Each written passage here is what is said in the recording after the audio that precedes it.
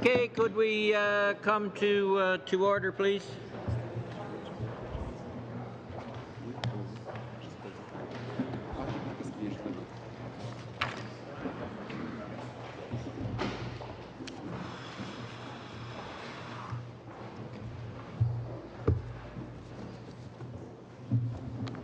Well, thank you all for coming, and thank you to the witnesses. Welcome back to the fall session and our pre-budget beginning of our pre-budget consultations 2019 for the budget 2019. I think as certainly well, there's some new members here as well, so it is a little different makeup of the committee. And we will have a busy next 5 weeks when we hear from a pretty intensive assembly of witnesses in 10 cities, and then get to finalizing our report. So I'd like to welcome the first group of witnesses, and we're operating under Standing Order 83-1, pre-budget consultations in advance of the 2019 budget, and I know all the witnesses here have presented submissions which the members have, and you will see them. They're not playing on their iPads. I hope they're looking at your briefs as we go through your presentations.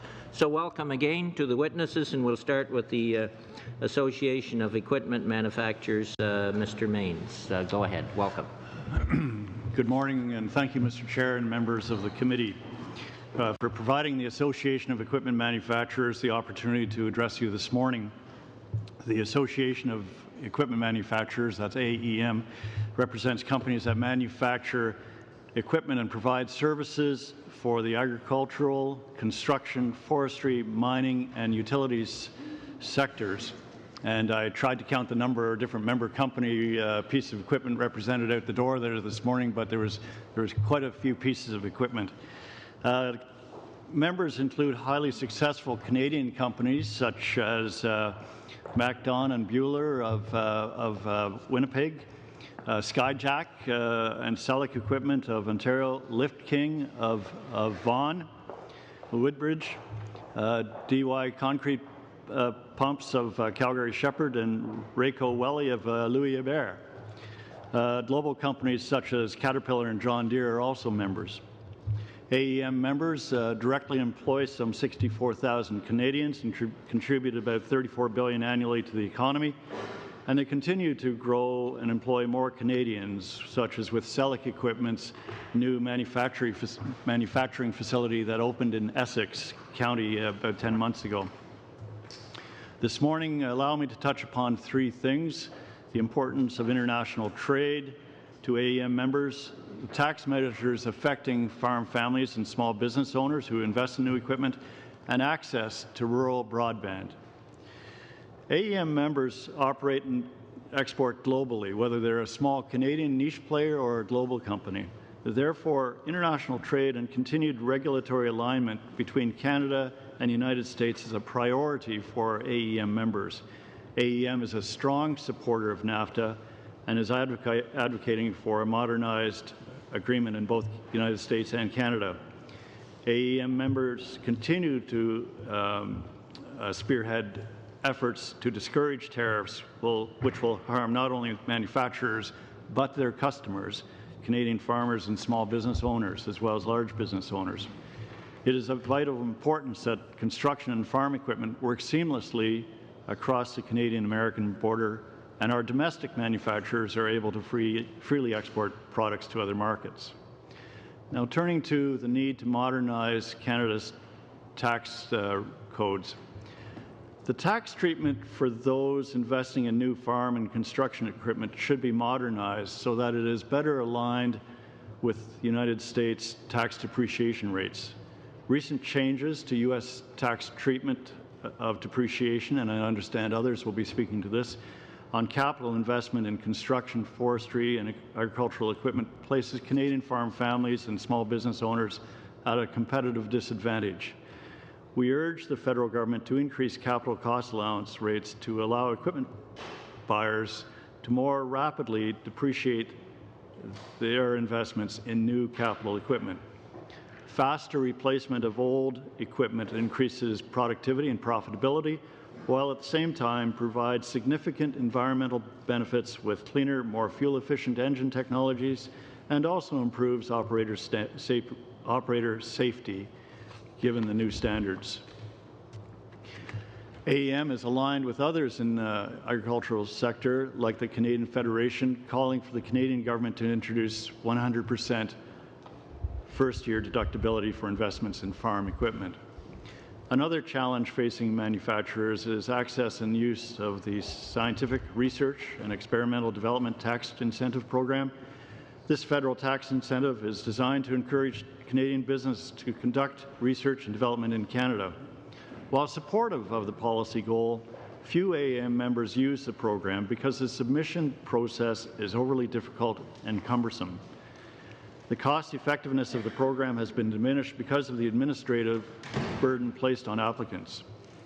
Our recommendation is that the Canada Revenue Agency should be encouraged to root out the problems that discourage companies from using this program. Turning now to rural broadband. Canada's agricultural competitiveness depends on the increased and enhanced broadband services to rural communities. In order for Canadian innovation in farming to take root, Canadian farm families need access to broadband in rural and remote parts of the country. Today, rural broadband deployment across the country does not meet the need of high data transmission requirements of precision agriculture and other data-rich services deployed by farmers. Just this month, CBC News reported on Ontario farmers facing steep economic and financial difficulty because of poor access to broadband services.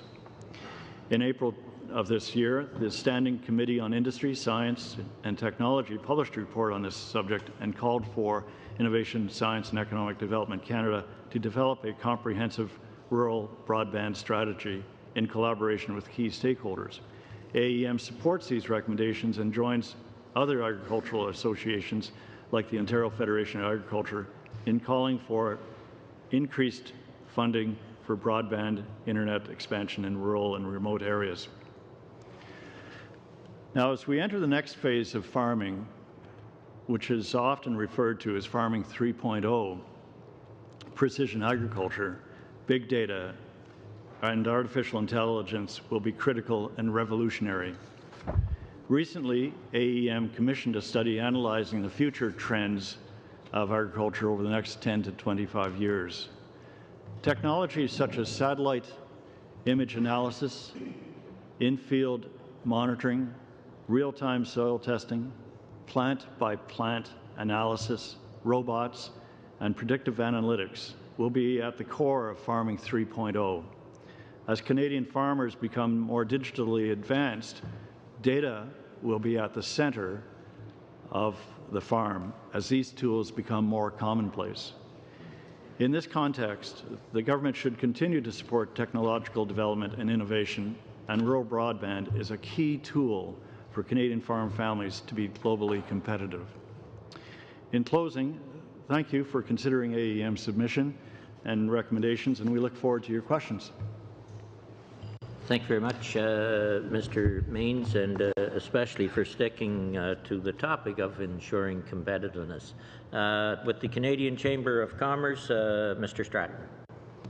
Merci, Monsieur le Président et membres du. Thank you very much, Mr. Chair and committee members. It's a great pleasure to be here amongst you today.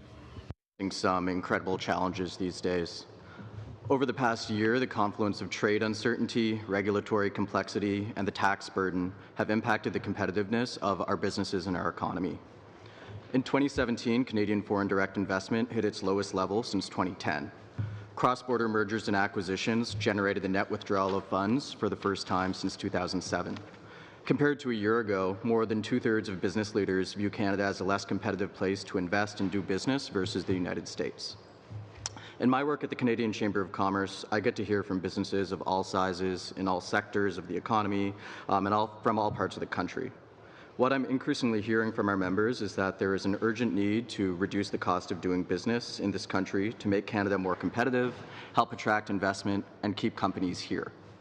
In a changing economic landscape, Canada must implement pro-growth strategies to scale our businesses, encourage investment, and protect our economic interests and our prosperity. The Canadian Chamber's message to governments at all levels is simple. This is a time for us to be laser-focused on ensuring our businesses can compete and win at home and abroad. If we want the resources to create a more inclusive economy, it means tackling the problems that sap our competitiveness and hurt those very businesses we count upon to create wealth and economic opportunity. To achieve this, the Canadian Chamber recommends the federal government concentrate on 5 key areas in its 2019 budget: international trade, regulation, taxes, innovation, and human resources, to help Canadian businesses thrive in an increasingly competitive global economy. A good place to start is concluding... Get you to just slow down a little bit. Sure. The translators are... A good place to start is concluding a modernized NAFTA at the earliest possible opportunity to defend Canadian export interests. At the same time, Canada urgently needs to diversify its export markets to facilitate the movement of products, services, and people more quickly, reliably, and cheaply to key markets in the world. As Canada continues to make the case for freer trade among nations around the world, it is important we not forget there are still too many barriers to trade within Canada. Our complex network of overlapping regulations from all levels of government creates a costly and uncertain environment for business. Regulatory reform is a low-cost way to improve Canada's long-term economic growth and its competitiveness. Tax policy is another area where Canadian competitiveness is rapidly eroding. Canada's corporate income tax rate is now higher than both the US and the OECD average, and Canada lags behind the UK, the US, and France in terms of G7 countries. A comprehensive review of our cumbersome and inefficient tax system is needed. With sufficient political will, Canada can create an internationally competitive tax system that rewards entrepreneurship and encourages investment in the technologies, skills, and capacity businesses need to grow. Exploring innovative tax solutions, like implementing accelerated capital cost allowance, can also have an immediate impact on our business investment. A highly competitive venture capital industry can also incentivize investments in technology companies and startups, including SMEs, through tax credits and exemptions. In an increasingly innovative economy, Canada should focus on implementing digital infrastructure policies that facilitate the deployment of new technologies, patented inventions, intellectual properties, and innovative processes. Canada needs to know what skills are in demand so we can train our young people and bring in the people we need for the industries of today and the future. Our members have repeatedly told us skills gaps and the challenges of finding the right workers are some of the biggest issues they face. They need the right people at the right time in the right place. This means building and keeping talent at home, as well as attracting the best and brightest from around the world. Let me conclude with the following. There is no greater priority today than improving Canada's competitiveness. Simply put, competitive companies are profitable companies. When businesses are profitable, they grow. When they grow, they invest in new technologies, new processes, and new products. They retrain their employees and they hire new staff. That's good for business, good for government, and good for Canada. Thank you for the opportunity to meet with you this morning, and I look forward to our discussion. Thank you very much, Mr. Stratton. Turning then to Canadian Federation of Independent Business, Mr. Kelly, President and CEO. Welcome. Good morning. Thank you so much for seeing us this morning. We're happy to be here. We have several things that we wanted to share with you, ideas for the 2019 budget, of course, for all the election platforms that your respective parties will be putting together. We want to start with talking about some of the challenges that small and medium-sized firms, our members, are facing in Canada right now. Obviously, trade is a big worry for many of our members. We have looming ahead in January 5 straight years of Canada Pension Plan premium increases facing every employer in the country, reducing payroll budgets for every small business in the country. On the positive side, we do recognize the last week's idea that employment insurance rates are going to come down next year. I do want to add that employment insurance rates are going to go down by about 5 cents per $100 of payroll for small employers, where CPP rates next year are going to go up by 15 cents per $100 per employer. So the net effect on payroll taxes is still a negative one. We had, of course, the uncertainty created by last year's round of small business tax changes, new carbon taxes coming into effect or higher rates in several provinces, and, of course, a growing shortage of labor facing small and medium-sized firms. In terms of what we're asking your committee, what we're asking government and political parties to focus on, we've got several ideas. Our biggest worry right now, of course, on the tax front is what's happening with respect to CPP premiums in the months ahead. We believe that there are two ways that government can help address the burden of Canada Pension Plan premiums. One of them would be to implement a permanently lower rate for small and medium-sized firms under employment insurance rules. EI rates, of course, as you know, with corporate taxes, you pay a lower rate under $500,000. We suggest that you could establish a permanently lower rate of employment insurance under, say, $500,000 in payroll, at which the holiday for hiring young people. The 2015 election platform of the Liberal Party was to allow employers not to pay employment insurance premiums when they hire a young person between ages 18 and 24 for 3 straight years. Unfortunately, that election commitment was ditched in the 2016 budget. Looking at competitiveness with the U.S., I do want to underscore the recommendation that was made a moment ago by the Association of Equipment Manufacturers. We believe the time is right to implement a full cost deduction for investments in business equipment and productivity-enhancing tools. This was started under the Obama administration at $500,000, where you could deduct that amount in your very first year. The Trump administration has raised that to $1 million, and we don't have a similar measure in Canada. We think the time has come to do this, and the nice thing is, for Finance Committee, is that small and medium-sized firms would benefit and be optimistic if you were to implement a multi-year plan to get there. So it doesn't have to cost the Treasury massive amounts of money in its first year. You could implement a plan and then raise that threshold, as has happened in the United States. When we look back at the small business tax changes last year, I do want to say that I don't think I would be helping the committee if I were hiding the fact that the anger level among small and medium-sized firms with respect to the measures, with respect to the government's actions on that front, remains extremely high. Yes, we are pleased that the rate is coming down, but the measures you're going to see another round of heat over this issue when the audits of the 2018 tax year kick in because of the new rules around splitting income with family members. There are, I would say, most businesses in Canada have taken no action to address the new rules, and there will be thousands and thousands of small firms that will be caught outside of the rules on audit, not because they're trying to skirt their tax obligations, but because these new rules were given no time for them to factor into their business decisions. We are recommending that on that front that the new rules be delayed, that you indicate to the CRA to give 2018 as a year of grace for small firms to catch up with the new rules to avoid these audits that we expect to start very soon. On the passive investment front, we are pleased that there were some modifications made in the 2018 budget, but again, that's created a new group of losers, sadly, as a result of passive investments. We're hearing from them. Firms that have saved up passive investments from the past were told by the finance minister that they were going to be grandfathered. Unfortunately, now that is not the case, and we will be seeing higher taxes from many of those firms. A member of ours in Newfoundland and Labrador has estimated that he will pay $80,000 a year more in taxes as a result. We are also asking you to consider a full exemption for spouses. I wrote a column in today's National Post about the importance of the spouse in a business environment, and we do believe that there are some relief measures there. On the regulatory reform front, we're pleased to see some progress both interprovincially and at the federal level with respect to lowering the red tape burden. We've got some recommendations in our deck. I won't dwell on those. As has been noted by Trevin, we do see the shortage of labour ticking up in Canada.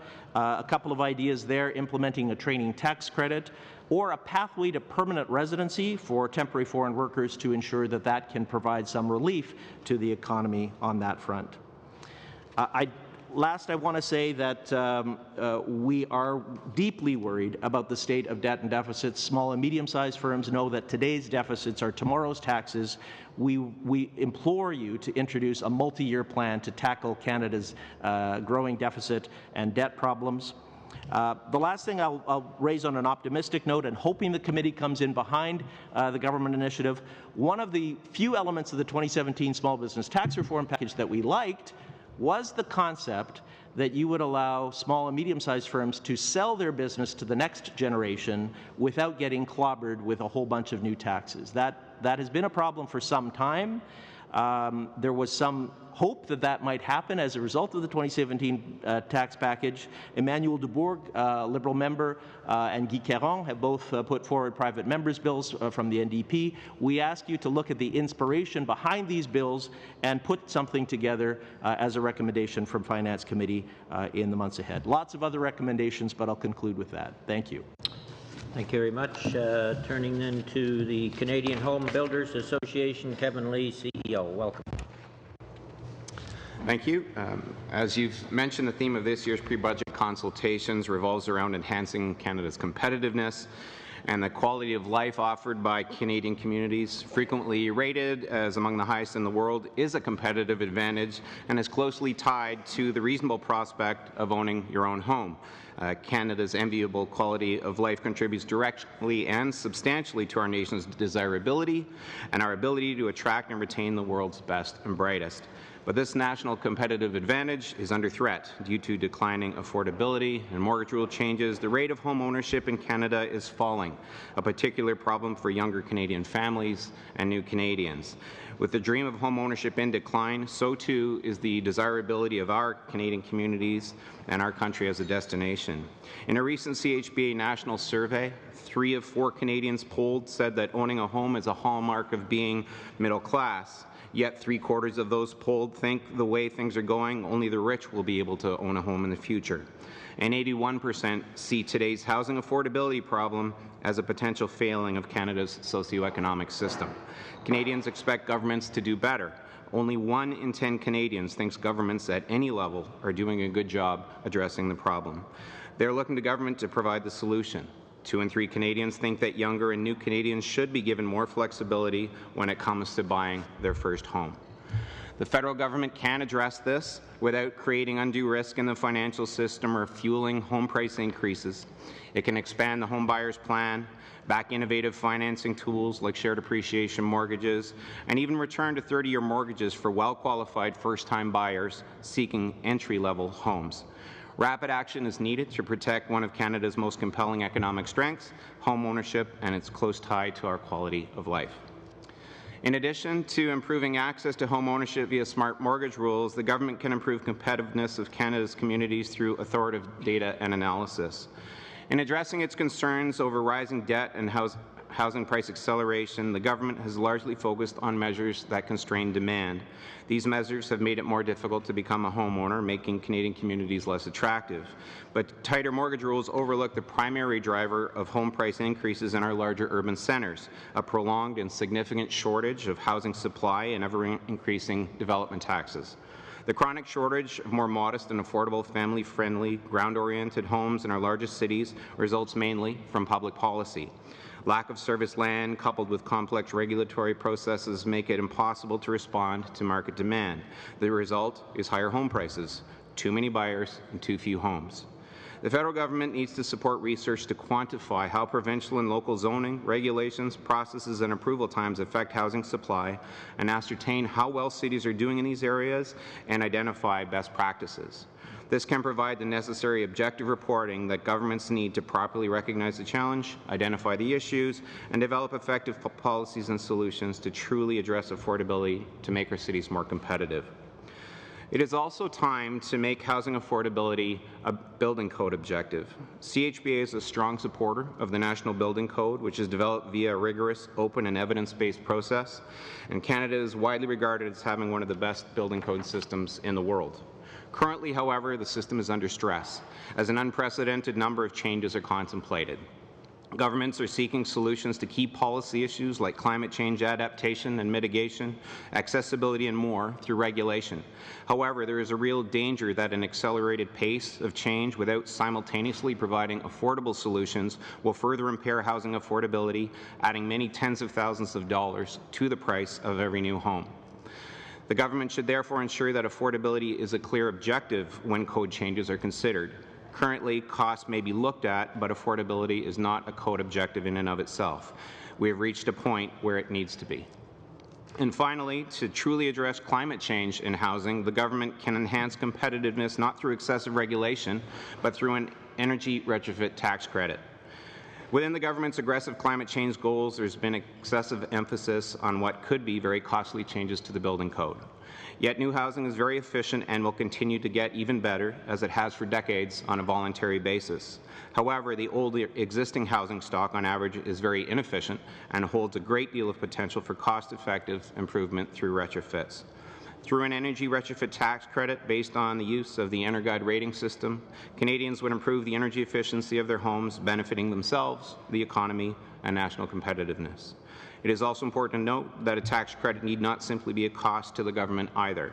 CHB analysis has shown that much of the cost of such a program is recovered through conversion of underground economy cash jobs to tax revenue generating above-board jobs. Thank you very much. I look forward to answering any questions you may have. Thank you very much, Kevin. Turning then to the Canadian Housing and Renewable Association, Mr. Morrison, Executive Director. Welcome, Jeff. Well, thank you, Mr. Chair, and good morning to you all, and thank you for the invitation to appear before this first panel of the committee. As some of you may know, CHRA represents the social, non-profit, and affordable housing sector in Canada. Ce dont on parle dans ces auditions publiques. In these public hearings, we talk about competitiveness. Unless everyone who lives in Canada, regardless of their economic status, has no access to safe and affordable housing, competitiveness does not exist. Young people cannot be competitive unless they have a roof over their heads. This is an important aspect of our Canadian economy and a functional society, and it cannot be neglected. The federal government made a major stride forward in supporting housing for low-income people with the release of the National Housing Strategy. The strategy contains a number of measures designed to protect and expand the affordable housing sector in Canada. Now, although CHRA welcomed this strategy and we worked very closely with the federal government in its development, the fact is that there remain barriers and gaps both within and outside of the strategy preventing people from accessing safe and affordable housing, and I'll identify 4 such gaps. First, the most glaring gap in the NHS was the lack of an Indigenous housing strategy. The NHS did commit to work with First Nations, Métis, and Inuit to develop 3 distinctions-based housing strategies, and we expect those 3 strategies probably to be unveiled this fall. However, there has been no commitment to develop a housing strategy for the 87% of Indigenous peoples living in urban, rural, and northern settings. The fact is that Indigenous peoples living in urban and rural centres face core housing needs and homelessness at much higher levels than the non-Indigenous population. CHRA's Indigenous Housing Caucus has developed proposals for the content, structure, and governance of an urban, rural, and northern Indigenous housing strategy, and we'd be happy to share copies of that with the committee. So second, one of the measures contained in the National Housing Strategy was an extension of the Federal Lands Initiative. This program transfers surplus federal lands and properties to housing providers to encourage affordable housing development. Under the NHS, its budget was increased to $200 million over 10 years, up from $2 million per year. Now, although a tenfold increase is of course welcome, an average of just $20 million a year remains insufficient. Furthermore, many communities in Canada, particularly smaller communities, simply don't have federal lands or buildings to be transferred.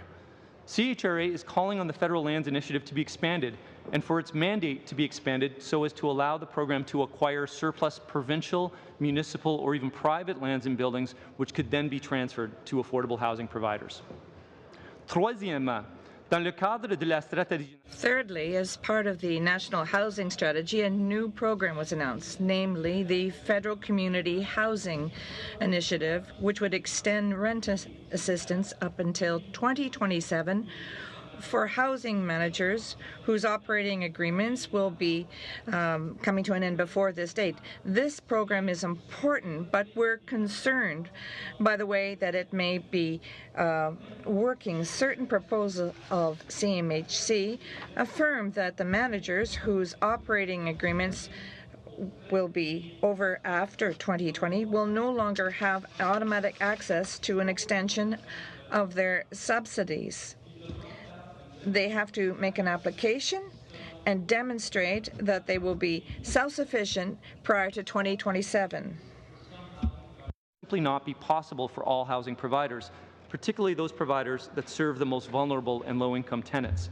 So as a result, CHRA is asking that all housing providers currently under federal operating agreements be grandfathered to the new program, and that there be assurances from the federal government that there will be a continuation of federal operating subsidies to housing providers beyond the 10-year window envisioned in the housing strategy. And lastly, the NHS contained a new program, the National Co-Investment Fund, that will invest up to $16 billion over 10 years to renew and repair existing housing and build up to 60,000 new units of affordable housing. Now again, although 60,000 new units is most welcome, over 10 years, that only averages out to about 6,000 units per year. And of course, as you all know, the demand for affordable housing greatly exceeds this number. As an example, in the City of Toronto, the waitlist for affordable housing is well over 82,000, in the Ville de Montréal, well over 25,000. Nous avons besoin de nouveaux outils politiques et de propositions. We need new political tools and proposals to improve affordable housing. There are financing models and operating models, both locally and internationally, that might be worthwhile studying. We'd be happy to discuss these models with the committee. The federal government is once again taking leadership in affordable housing through the National Housing Strategy.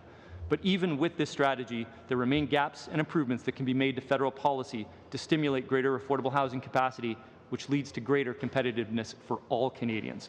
And we look forward to working with you to address those gaps. Merci. Thank you. Thank you, Jeff. Turning then to the International Intellectual Property Institute of Canada, Mr. Linz, President. Thank you, Mr. Chair and members. As mentioned, my name is Grant Lyons. I'm the President of the Intellectual Property Institute of Canada, frequently referred to as IPIC. Thank you for inviting IPIC to present to you our recommendations for Budget 2019 and to answer any questions that you may have about our recommendations. As you may know, IPIC is the Canadian Professional Association of Patent Agents, Trademark Agents, and Lawyers practicing in the area of intellectual property. As this government continues to take steps to support Canadian innovation and economic growth, we believe that our membership is uniquely positioned to help support the government's objectives. Our members help protect investments in innovation that businesses of all sizes make and therefore form the backbone of this country's innovative industry. IPIC was also excited to hear that this committee has chosen to focus the theme for the pre-budget consultations on how to ensure Canada's competitiveness. I've often been asked over the past few months, especially over the summer, for my thoughts and impressions on the national IP strategy. I always start by providing credit to Minister Baines and other members of government for recognizing the importance of IP to every stage in the life cycle of a business's growth, and therefore its importance to Canada's economic growth. And quite frankly, our members are extremely excited that we have a national IP strategy. It's the core of what we do every day, and to have it enshrined in a strategy makes them very excited. They see their ambitions and their clients' work product to be a part of the government's agenda. I'm often sometimes asked if there's anything I believe is missing from that national IP strategy, and in response, I usually say that the strategy is missing what we would call financial policy incentives to encourage Canadian businesses to develop, protect, and commercialize their IP. Now, in last year's Standing Committee on Finance report, in preparation for Budget 2018, the committee recommended that the government create an incentive for business to protect their IP by creating a first patent program with a similar design to that launched by the Government of Quebec provincially. This program would assist with the expenses incurred by small and medium sized businesses when obtaining their first patent. The committee also recommended last year that the government establish incentives for IP development and commercialization through a commercialization coupon for researchers receiving federal grants, and an innovation box tax incentive for business revenue derived from commercialization of the IP. And the expression innovation box or IP box you've likely heard comes from a checkbox on tax forms to identify revenues derived from exploiting or leveraging intellectual property and applying a reduced tax rate to that revenue. Now, these recommendations last year were ultimately not adopted in the Budget 2018, but we believe the need still exists now more than ever and certainly aligns with that national IP strategy. And in fact, there was one recommendation about the need to modernize the Canadian tax system also to ensure it drives investment and innovation from this government's Advisory Council on Economic Growth, the third report, I believe, in December of last year. And that was titled The Investing in a Resilient Canadian Economy. And the statement there certainly recognized this advancement, stating, while investment in physical capital such as factories and equipment once was the primary driver of economic growth, today it is intellectual capital that powers the economy. The value of intellectual property licensed in Canada, for example, has risen from $56 million 30 years ago to $4.5 billion today, an 80-fold increase. And Canadian companies are increasingly must compete with companies based anywhere in the world. That report continued to recommend that Canada introduce favorable tax treatment of intangible assets and intellectual property, put all sectors of the economy on a level playing field, and maintain competitive corporate tax rates in the face of changing global conditions. So IPIC encourages this committee to once again call on the government in your report to create financial incentives for Canadian businesses to generate and protect their IP. Many countries around the world are starting to see success from introducing this type of IP box tax incentive, and Canada's major trading partners are starting to notice. And as an example, just last year, the United States introduced a new tax incentive, often referred to as called Patent Box Light, as they lowered the corporate tax rate on foreign-derived income from licensing IP. It's sometimes called Patent Box Light because the U.S. did not go for as far on the IP box incentive as some jurisdictions, such as the United Kingdom. And we submit that that presents an opportunity for Canada to ensure our competitiveness by adopting an IP box tax regime in Canada that would be comparable to that of the United Kingdom, not just focusing on revenue derived from patents, but also other forms of intellectual property. Therefore, that's enshrined in our written report of our submission of suggesting and recommending the creation of an IP box tax incentive through Budget 2019. And the second recommendation in there focuses on what we call the first patent. And this is really recognition that we're recommending a rebate for startups. These are small, medium enterprise businesses that are starting up to take that important first step of attaining patent protection. Now, in Quebec's launched a first patent program since 2015. And what it does is offers eligible small and medium-sized businesses a subsidy on expenses relating to obtaining their first patent. They have not previously obtained a patent. We want to encourage those SMEs to take that step and, if you will, get on the patent regime. And the demand for that program was so great, the funds were quickly exhausted in less than a year. Our submission is that a similar program at the federal level would allow Canadian inventors, startups, and SMEs who are at the critical point of developing an invention and want to seek that patent protection but may not yet have the financial resources to do so. And by protecting their inventions early and allocating their resources to commercialization of their business, they will be better placed to establish their business and in the future improve their chances of scaling up their business, growing it, both in the country and internationally. In fact, as a patent and trademark agent and a lawyer practicing in this area, I often consult with new clients who don't even recognize sometimes that what they're doing may be subject to patent protection and have that ability to seek that first patent. So there's a real aspect of education when dealing with this, and the first patent program would certainly help those SMEs get on the patent program and learn what it takes to commit the resources, financial and otherwise, to get into the patent regime. So we recommend that the federal government create a first patent program through the budget 2019. So in conclusion, our members certainly support the government's goals of pushing Canada forward to be leading innovators in today's competitive world economy. Our recommendation of an IP box tax incentive would help spark innovation across the country through lower tax rates, with similar programs already offered at home in Quebec, Saskatchewan, and internationally, for example, in the United Kingdom. Our recommendations on the first patent program would help the startups and SMEs protect their initial IP and give them the confidence and expertise to build an IP strategy within their core business plan. Thank you. Thank you very much, Mr. Linz. Then turning to, we'll have to go to 5-minute rounds to get our numbers on. Mr. Fergus first, and then Mr. Sabera first, and then Mr. Richards. Thank you, Mr. Chair, and welcome and good morning, everyone. I think it's probably best just to, since we're beginning our pre-budget discussions, consultations, to discuss where we're at in our economy right now. And having read looked at the data and read over Senior Deputy Governor Wilkins' speech from the September 6th, and I'm just going to quote the speech. The Canadian economy is now on a solid footing. I'll stop there. Second comment, the overall Canadian economic performance has been solid and broad-based. Growth has been running close to potential, a rate at which the economy can grow on a sustained basis without sparking too much inflation. We're seeing growth now, the two batons which the Bank of Canada had expected, which are exports and business investment, take a fold, and drive GDP. So we're doing not too bad. And I understand the need, and I fully understand the need to always push forward and ensure that everything we can be doing, that we are doing with reference to any sort of response to what the U.S. did at the beginning of the year.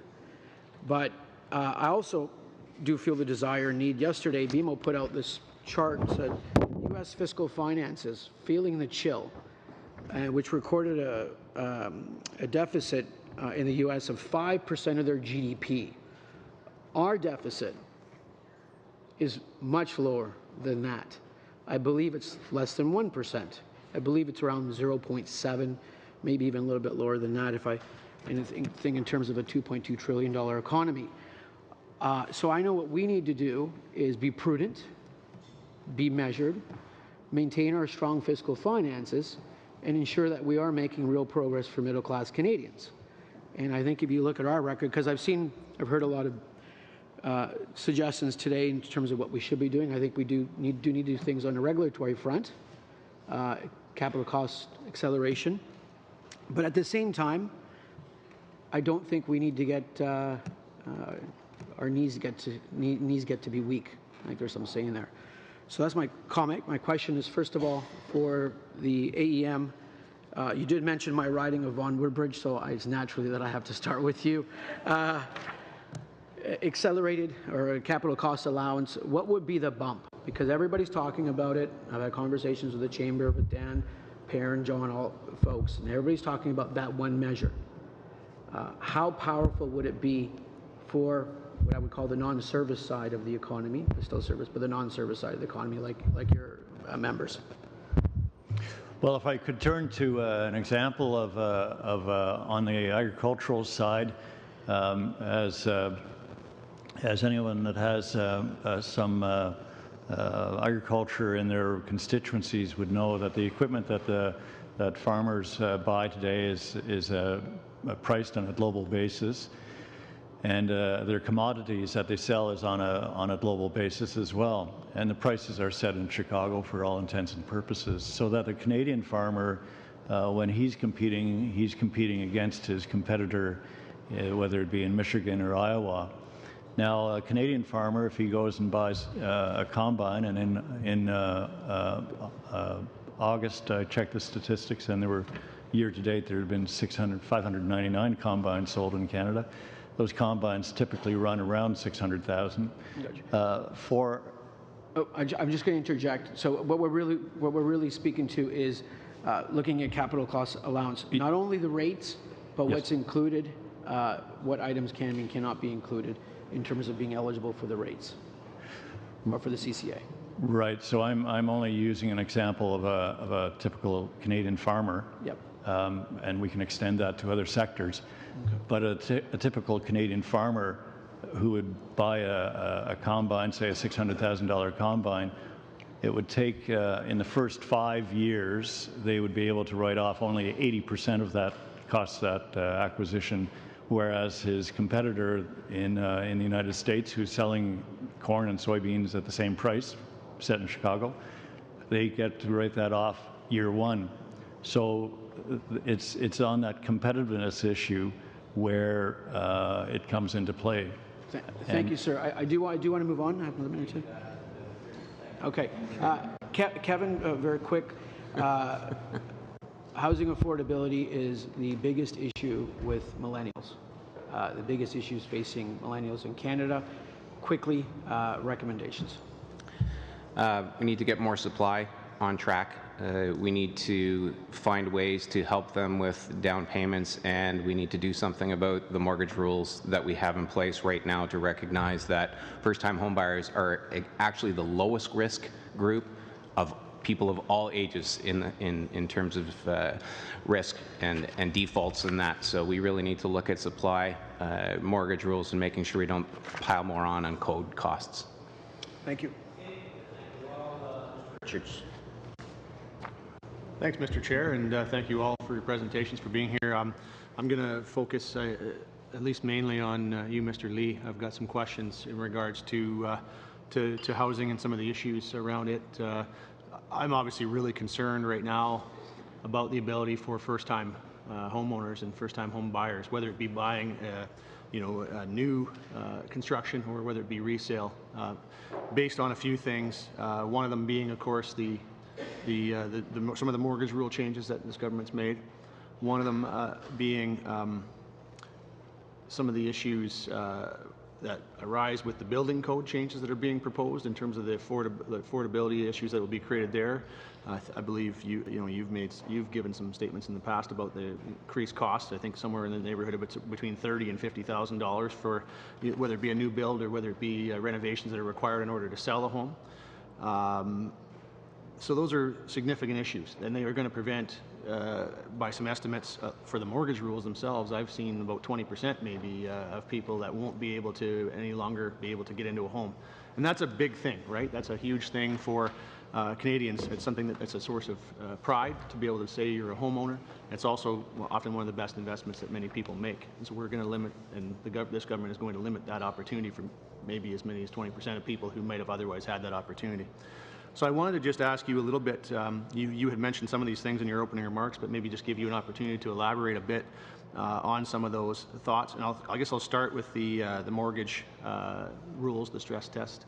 Do you see that significantly decreasing new home construction and therefore potentially the employment in Canada as a result? Because obviously, as we know, it's a significant source of employment as well in new home construction. So what are your thoughts on that? And I guess, in addition, the ability for people to get into a home for the first time?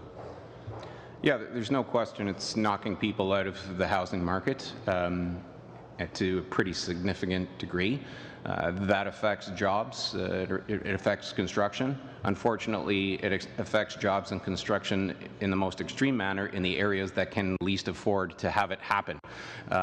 So in places like Alberta that have been facing the challenge with the oil and forest fires, et cetera, Atlantic Canada, which is still trying to recover from 2009, in those areas where there is still an opportunity to have construction at a decent rate, we're seeing major slowdowns, and that should be part of the local economy.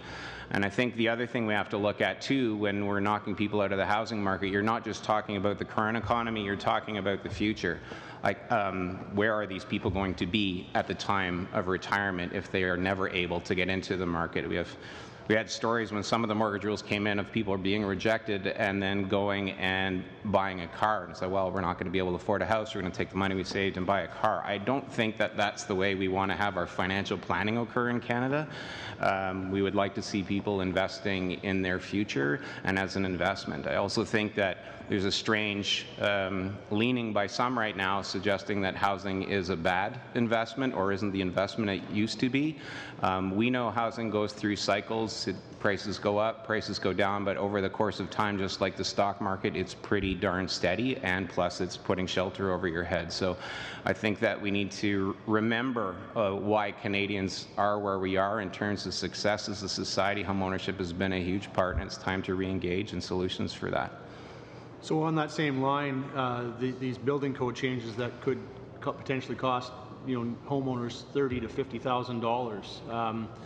What kind of an impact do you think that will have on both new home construction and the ability for people to own a home? Again, we want to try to encourage this, I believe, rather than, as you said, sort of what we're seeing is sort of defeating the whole purpose. If people are instead just creating debt in other areas because they can't do a home, and I'm not sure that really serves any kind of purpose, at least not the purpose that we've heard that it's supposed to serve. Well, that's exactly right. And when we look at energy efficiency in housing, particularly on new, we're doing incredibly well and have been for a long time. We're 50% better now than we were 25 years ago in new housing. So, and we continue to improve. The next changes are going to be very expensive changes. We've hit all the low-hanging fruit. As a simple example, we can't fit any more insulation in a wall, so you're getting fatter walls. That's not only more expensive to build, it's taking away from floor space, and land prices, as everybody knows, are what's really driving a lot of costs right now. So you're talking about, $30,000, $40,000 when some of the stretch targets we're talking about over the next 11 years. 11 years is not a long time to change technology, and that's really what we're looking at. So our main point on things like energy efficiency are the code changes need to occur as they become affordable, not before and knock people out. So we need to invest in research. We need to have affordability part of the code process, so we don't say, oh, we're getting there no matter what the cost, which, while not stated, is exactly where we are right now. By 2030, we need to be at net zero ready levels. Well, that's a 40–50% improvement in energy efficiency. It's $30,000, $40,000 on the average house or more, and that's in the lower mainland of BC in colder climates. In fact, in northern BC, latest studies show it might not even be possible with current technology to get to those types of levels in any way that makes any sense. So we really need to look at it in a way that we say, okay, if we want to get there, that's fine, but let's do it together. Let's find the affordable ways to do it. Let's invest in research, and let's not put code provisions in place until we can show we've got an affordable solution that's not knocking more people out of the market. The retrofit side is a whole other story. That's where the opportunity is. There is a talk of regulation on the renovation side of the market. You have seen nothing in terms of pushback yet until you watch trying to implement code effects on the retrofit side. Right now, when you change a code requirement, there's not really a voter there, and that's why you see less pushback, and you see organizations like the Home Builders Association saying, hey, new homebuyers can't afford that, but new homebuyers aren't really voters. They don't get that.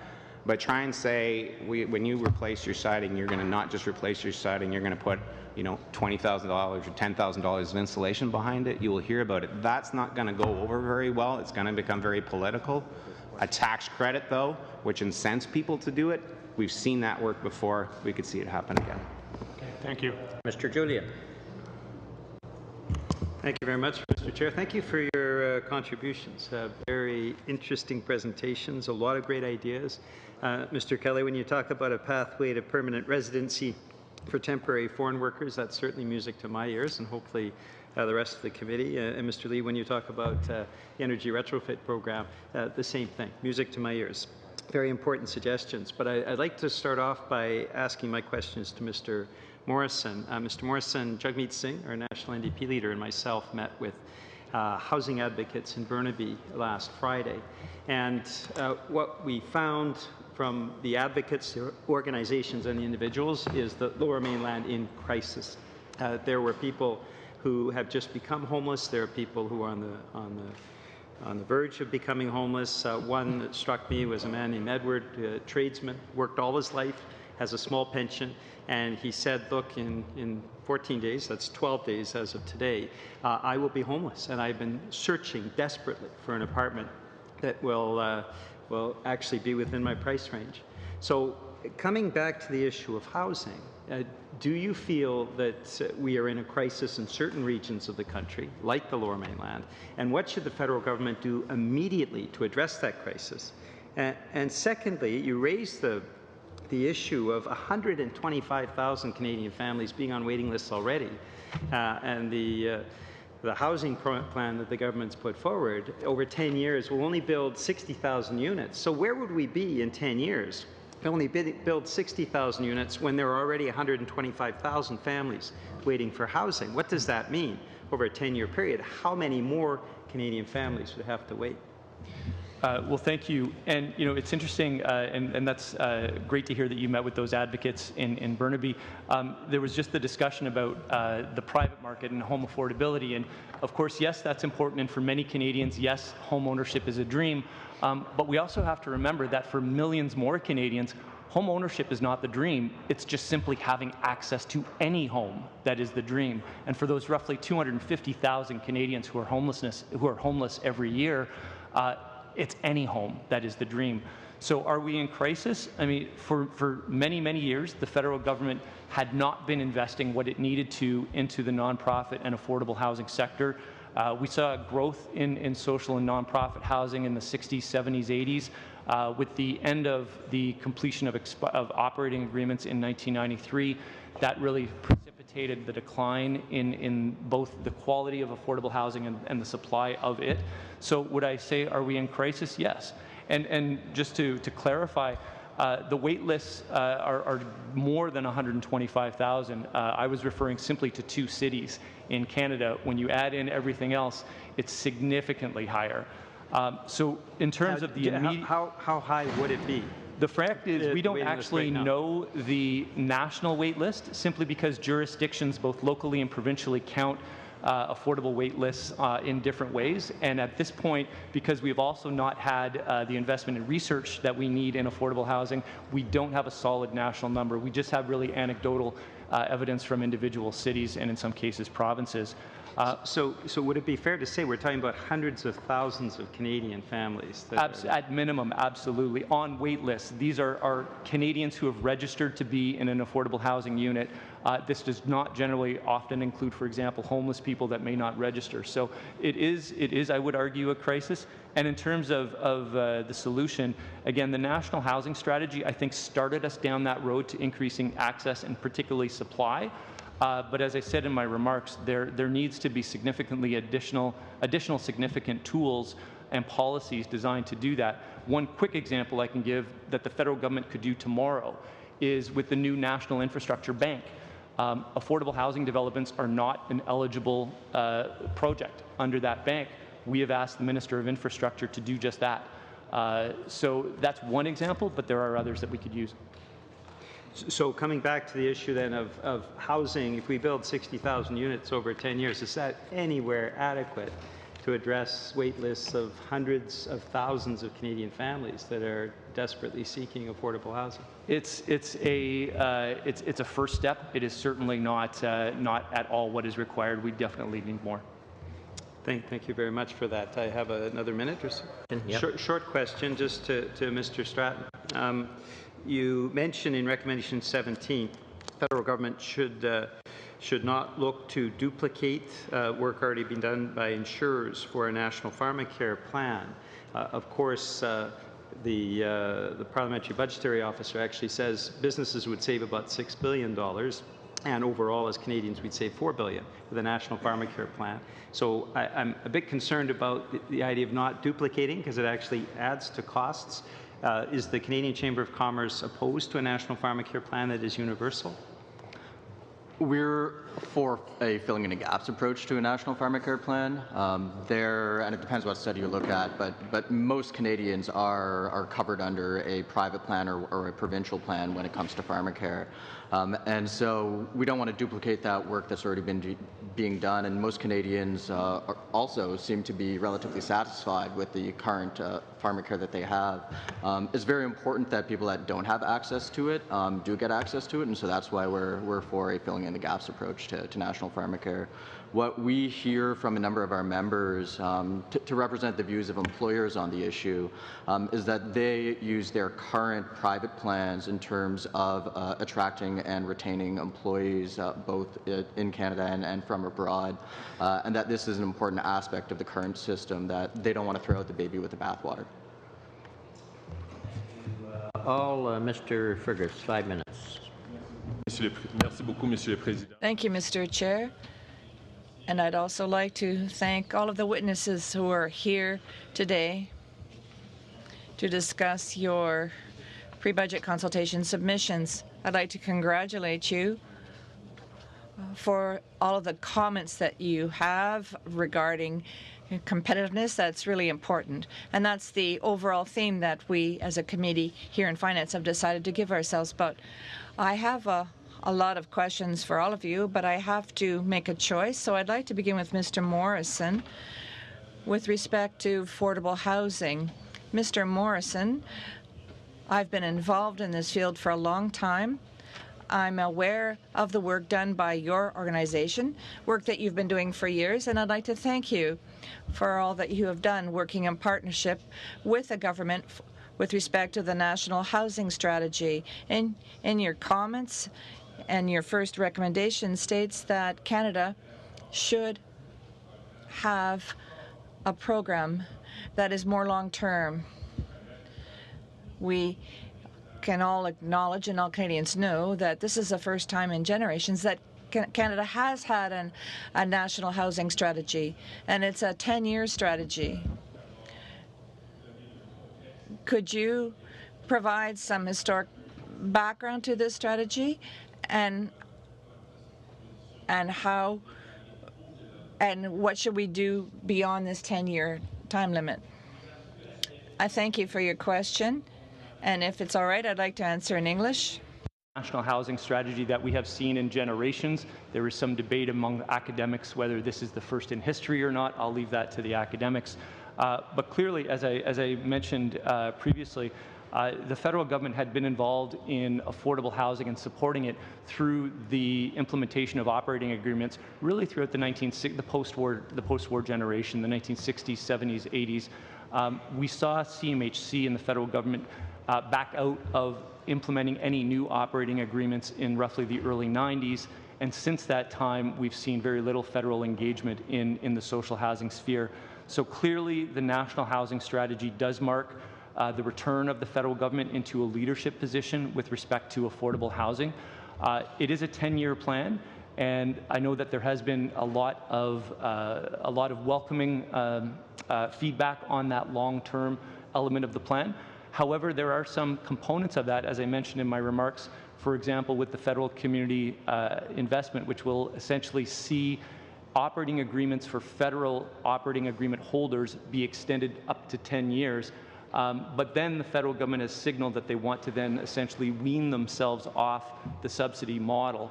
That's raised several concerns, particularly for housing providers who serve the most low-income populations or very vulnerable populations. So I think we are looking for some signals from the federal government that, yes, this is 10 years, but that the federal government will remain in the business of social housing beyond that. And I know it's difficult for this current federal government to be able to commit to something beyond a 10-year time frame. One thing we do hope that will essentially bind the federal government to maintaining its presence in social housing will be the introduction, we hope this fall, of the right to housing legislation, which Minister Duclos has promised, and we're hopeful we'll be seeing in the House come this fall. Super. Merci, Monsieur Morrison. J'ai une question. Thank you, Mr. Morrison. I have a question for Mr. Kelly and Mr. Main with respect to capital cost allowance. If you could comment on this very briefly, please, both of you. I don't have much time left. Mr. Mains, you said that it was important that we extend this amount from 30 to 40%. And then you also referred to the 100%. So could both of you make a brief comment on this allowance so that we can have this on the record? Certain groups that we've seen in their submissions ask for the 100%, and certainly supportive of that. There are times, though, when pure practicality of matters comes into play, and having watched the Department of Finance over the years, I would be cautiously optimistic if they would move from 30% to 40%. I'm sure that would be a welcome change. And from our perspective, there are certainly many ways to achieve that goal, and I think the business community would be pleased if the government were to take one of those paths towards that end. The method that we prefer, that we've suggested, is to borrow from the U.S. approach, which is to allow 100% deductibility in the first year of certain types of assets. And the way that the government could work to control the costs is by setting a threshold under which there would be 100% deductibility. So that might be, for example, in the U.S., right, it started at $500,000 under Obama. It's now $1 million in the first year. We have suggested that the Canadian government could announce a multi-year plan where there's 100% deductibility under $100,000, $200,000 in year one, and then the bar goes up after that. That's a way that Parliament may find its way to afford it, while the small and medium-sized firms get the benefit of it right away, and a pathway for the future. All turning to Mr. McCauley. I just want to continue with that line of questioning, Mr. Kelly, because it was one of my questions. Does the CFIB actually have in writing what the recommendation is for a tiered implementation for SMEs? We have not. We've not set out a specific plan. We did ask our members and gave them the example of starting at $100,000, and there was broad-based support. Slide 5 of our deck shows that 82% of our members supported the idea of a full-year deductibility. With the example of $100,000, only 11% opposed. So that would be a starting point. But you might consider, if the Obama administration was able to do it with $500,000 US, you might look at a 2 or 3 year plan to get there, starting at a reasonable level. For our members, what has been more important with other government policies when it comes to deficit reduction and all sorts of tax measures is not that we get there in 1 year, although there is some urgency to it, but that governments lay out a plan to get there. And I think if there was a meaningful start to it in 2019 and a plan to get there over multiple years towards the U.S. levels, I think that would address, at least for small and medium-sized firms, a lot of the competitive questions that they have. I should note, small business optimism in the United States right now, and I certainly agree with you, Mr. Sobera, there are some warts in the U.S. system, absolutely, but small business optimism in the U.S. is at an all-time high. That is not the case in Canada. And what are we at? We, in fact, are kind of middling. Some months it's not bad, other months it's pretty terrible. But we've seen this bouncing up and down. Yeah, it leads to my next question. You touched upon the CPP tax hikes, and yes. They are the cost of business. I saw an earlier survey you did of your members, and I think they were saying, well, because of this hike, we're going to have to cancel our wage increases. We're going to have to put off hiring. Has that sentiment changed at all, or is that still? It hasn't. Especially when you roll in the minimum wage hikes that we see in BC, Alberta, Ontario. You're absolutely right. The cost pressures on small and medium-sized firms are going through the roof right now. Some of them natural in that they're competing for labor and having to raise wages for that reason. Others government imposed. I don't think right now that anyone fully appreciates just how significant the CPP impact is going to be on small and medium-sized firms. The government estimates of the job losses, and there are estimates that there will be job losses as a result of CPP expansion, we believe are vastly underestimated. We worked with the University of Toronto on an estimate, and it was several times higher than the government's estimates. I think that there are going to be a lot of businesses that over the next few years are going to be doing a lot of cost trimming, and that's going to be felt by workers in the months and years ahead. Well, it's almost being pushed as it's a free lunch coming down the road as a retiree, but there is no such thing as a free lunch. And it's costing businesses the benefit and increases jobs. get phased in over 40 years. The premium increases get phased in over 5 to 7, and that is going to take its toll on the Canadian economy. Again, EI will insulate a little bit of that in 2019. About a third of the cost increase will be covered by the EI reduction. We're pleased that with the EI reduction that has been announced. But an awful lot more needs to happen if we're going to insulate small and medium-sized firms from the effect. I just have about a minute and a half. You touched upon your article in the National Post today. I'd like you to expand a bit upon it, because I know it has come out from the Prime Minister, his comment that people who have private corporations are just tax dodgers. And there is a lot of that feeling being pushed out that people who have income splitting or sprinkling, it's solely wealthy people giving money to country club wives, and that's not the truth. I'd like to hear you a bit more from your article about it. Our concern, and this is noted in my National Post piece today, is really on the practicalities of the new rules that have been put in place. We do not deny for a second that there were some small businesses that were taking liberties with the tax system and doing everything they can to avoid that, in some cases inappropriately so. We didn't oppose the idea of tightening up some of the rules at its core. But what's happened instead is an absolute challenge for the CRA to try to implement these new rules that have been imposed. There are broad sectors of the economy, like the service sector, that are not going to be insulated from some of the clarifications the government has put in place. And the impact on small firms is probably not going to be felt in 2018, but absolutely will start in 2019 when the audits begin. Have you looked up what the added costs of our accounting and auditing are going to be on these small firms? We haven't done any aggregation of the overall costs to the economy, but we believe the audit season will start to parse some of that out, and that's not too far away. There will be another round of anger and heat at government as a result of these changes when a lot of small businesses are found offside. Right, thank you. You're welcome. Thanks, Mr. Chair. 5 minutes. Thank you, Mr. Chair, and thank you all for coming this morning. I just want to, first of all, say, as a former president of the Chamber of Commerce and a former CFIB member, I'm quite familiar with your organizations and a lot of the work you do. And in my previous role, Kevin, I know we've talked a lot about energy efficiency, and so those are a couple of the things I'd like to talk about. I'd like to just follow up where Mr. McCauley left off on the Canada Pension Plan contributions.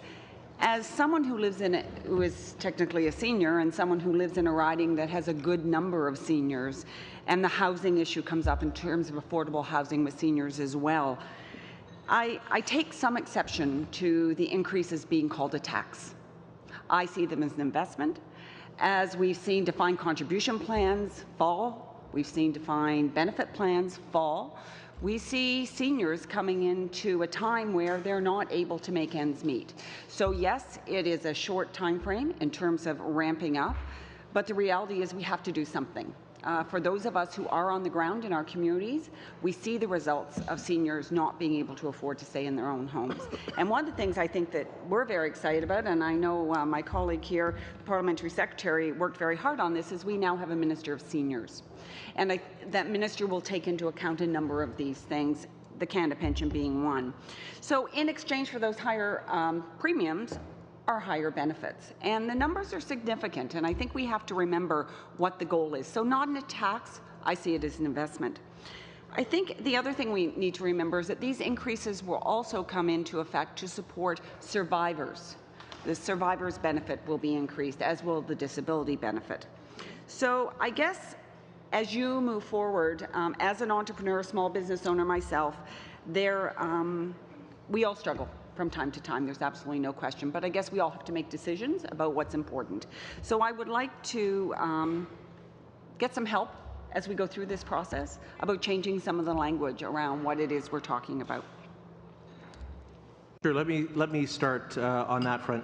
I can understand from an employee perspective why one might suggest that it's not a tax, but in fact a deferring of your income for your benefit later. From a business perspective, it is a tax. It is a hit to the payroll budget of the firm that the business itself does not derive any benefit from. It is putting its money aside for its employees, but it is not driving any direct business benefit. You could argue that a private pension plan or a matched RSP is essentially an employee benefit. The employer may be able to attract workers by offering these benefits, as Mr. Stratton talked about with respect to pharmacare. When it's government mandated and imposed across the board, it ceases to become any kind of a tool that one could use to attract workers. So that's why we use the word payroll tax for Canada Pension Plan premiums, workers' compensation premiums, and employment insurance premiums. One thing I do want to also note, though, is there are, unfortunately, when we did some public opinion polling, 25% of Canadian seniors right now believe that their CPP benefits are going to go up. And of course, as we all know, that's not true. In fact, the benefit increases will help seniors over the next 40 years when the completion plan is started. So somebody that my son's age 10, will get the additional benefits, but anybody that is retired or even in the next 10 years will be retiring will see no benefit at all. Actually, that's not correct. They go up in 2019 by $20, so they are starting to go up. So I think we can have a debate about this, and we can probably go on a long time. One of the things I want to talk about was energy efficiency around, and you talked about the efficiency within new builds, which we know is there. But Mr. Morrison, as we look at the stock of housing that has been around, particularly in rural communities, as well as in some of the older urban buildings, the efficiency is a challenge. And we know that we can get to 50% of our Paris commitment just with energy efficiency. So it's a very important aspect of what it is we need to do. So could you comment about that importance of energy efficiency, not just in terms of the work we need to do for good housing stock, but also in terms of the efficiency in terms of our environment? So as I mentioned, one of the most significant program in the National Housing Strategy was the $16 billion co-investment fund, which essentially will fund the payment for repairs and renewal of the existing housing stock. One of the requirements under the co-investment fund for housing providers to receive funding is that they demonstrate that the project or the new build that they are proposing meet certain energy efficiency requirements.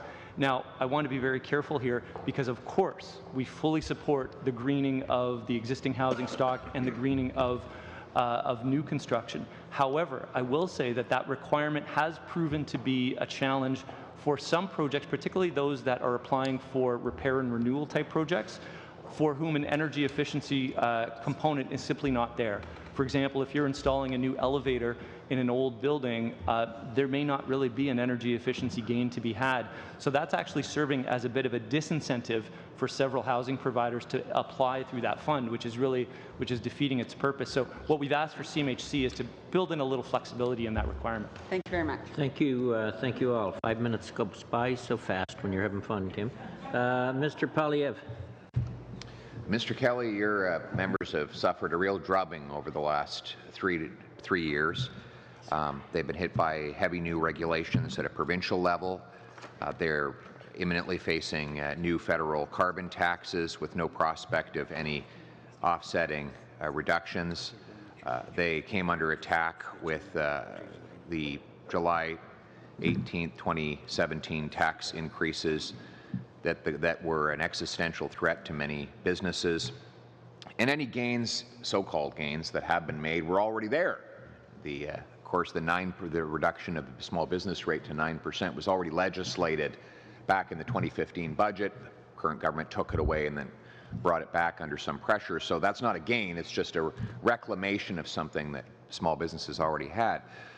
And the only reason why the government backed off its attack on small businesses that it initiated last summer was because of a spontaneous grassroots uprising across the country of individual entrepreneurs who were otherwise apolitical but who realized that their very businesses were under threat.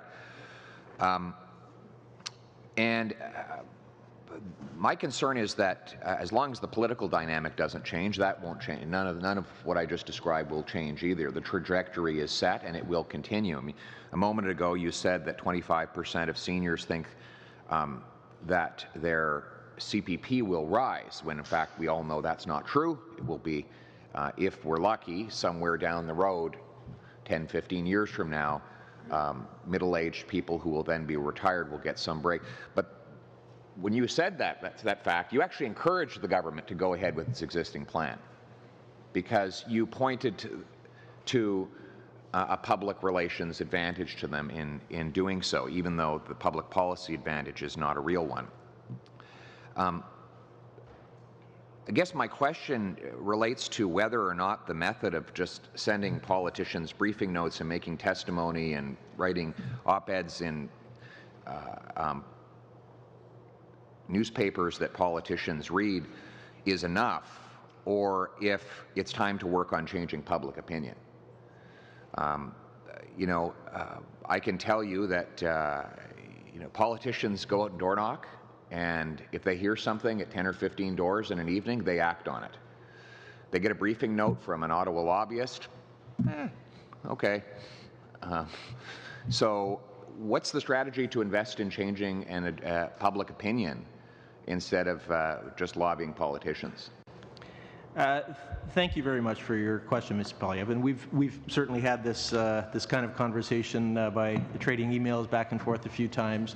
CFIB has always been and will always remain a nonpartisan organization, working with all political parties. Our spirit of criticizing bad government policy and complementing good public policy will remain.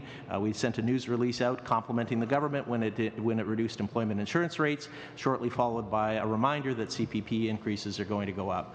I take your point very seriously, though, about the fact that many of these issues that are incredibly complicated need to be shared with the Canadian public, and that's why CFIB helped lead a coalition together with the Canadian Chamber of Commerce and 80 business associations to try to share with the public the impact of the small business tax changes on the business community. We did the same with the Canada Pension Plan issue for 2 straight years. We fought that issue, did public opinion polling, sent out news releases, tried to ensure that we had Canadians behind us on that front. A decision was reached by government. We are still actively trying to undo the decision. For the record, we are lobbying the Ford government to pull out of the agreement for Canada Pension Plan premium enhancements. We only have a few short weeks to do that, but our plans remain the same.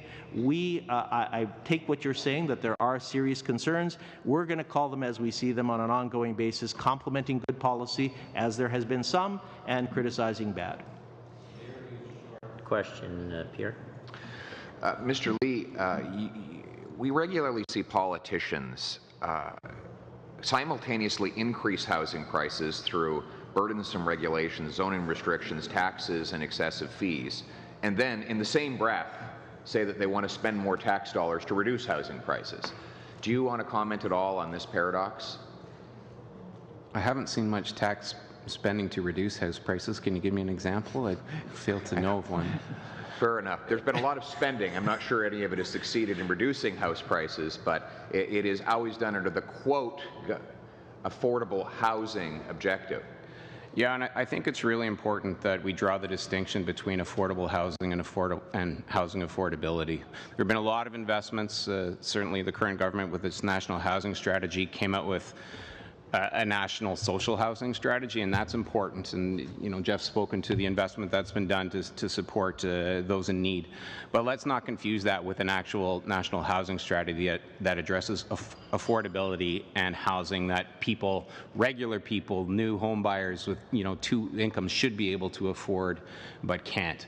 And so there's been a lot of talk about investing in affordable housing, but let's not confuse the two. And Canadians are not unaware of this, and we did our recent poll, speaking of public opinion. Canadians are very well aware and very concerned about the problems of just frankly being able to afford a house, and they recognize that governments are not doing that right now. Taxes, regulations, everything else are driving up those costs. Zoning is driving up those costs. It's time to do something about it, Mr. Going to have cut you there. We got need time for one more question, Mr. Fragaskatis. Thank you, Mr. Chair, and as a new member of the committee, I look forward to working with you and all colleagues around the table. My question goes to the Chamber, first of all. Mr. Stratton, in your brief, you mentioned the Atlantic immigration pilot.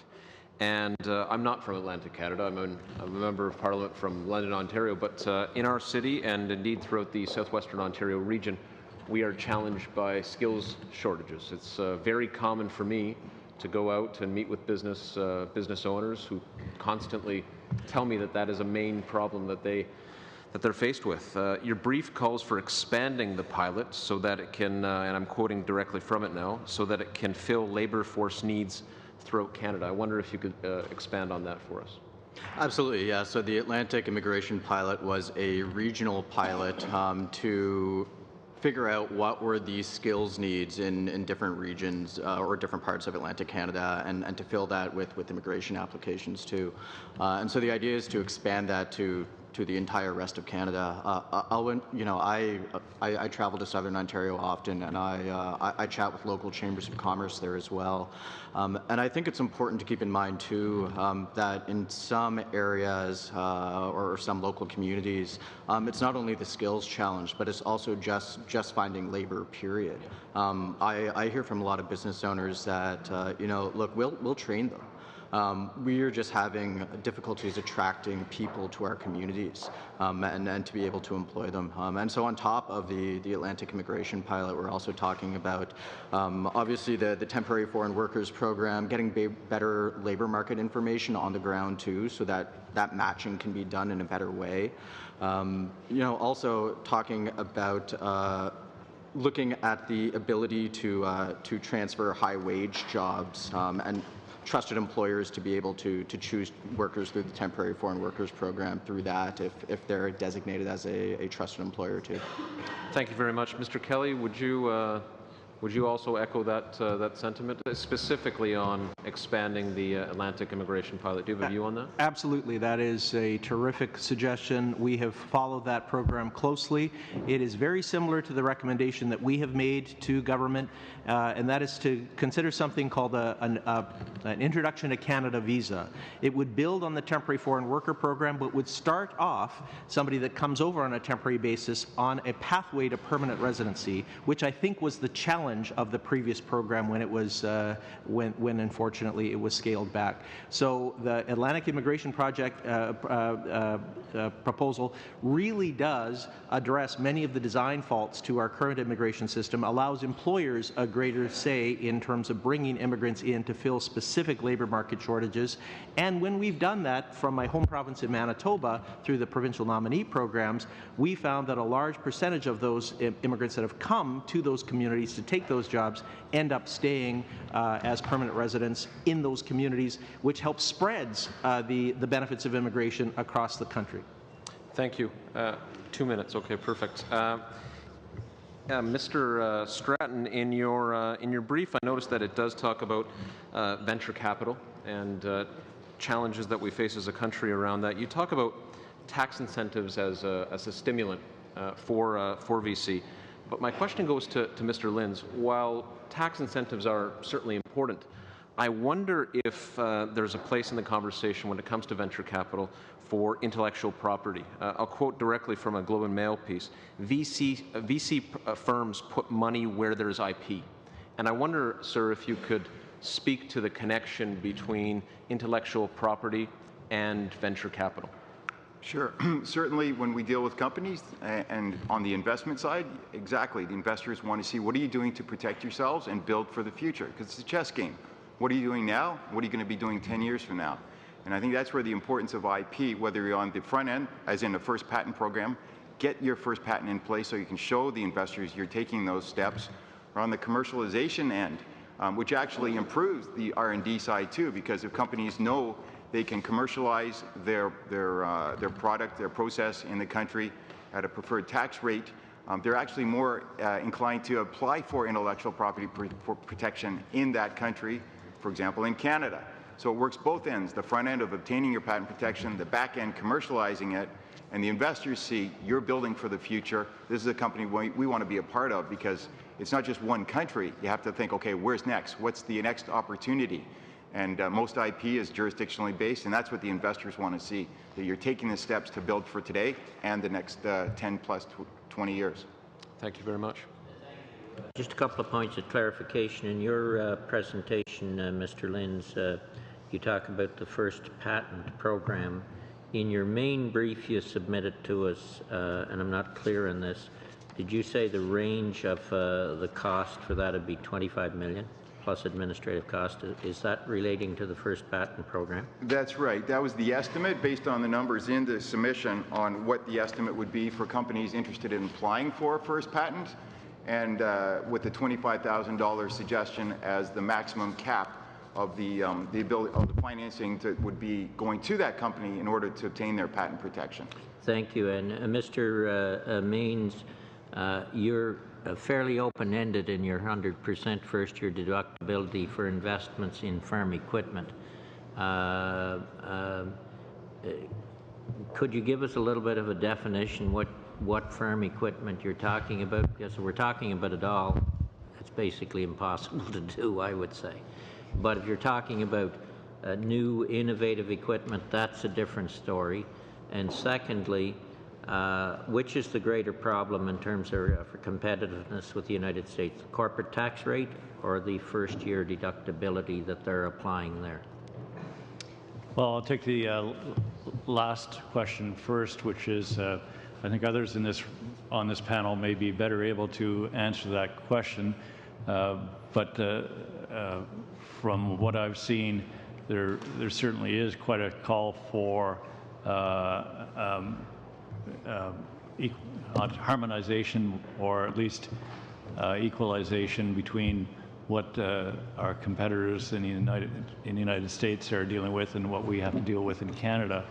Then if we go to the equipment in particular, there's been comments made around this table that when it comes to equipment, there's quite a broad range, and it could be anything from lab equipment that is used by startup companies on through to the equipment that we see outside this building. So I think we need to take a look at it with a broad lens. Okay. With that, thank each and every one of you for your presentations this morning. We appreciate it very much, and we'll suspend for a couple of minutes while we bring up second panel. Suspended.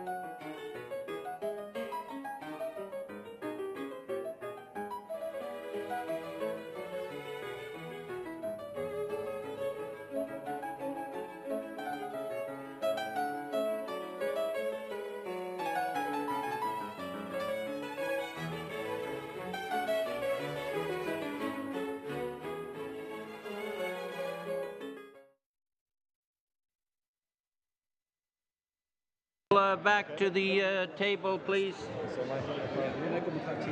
If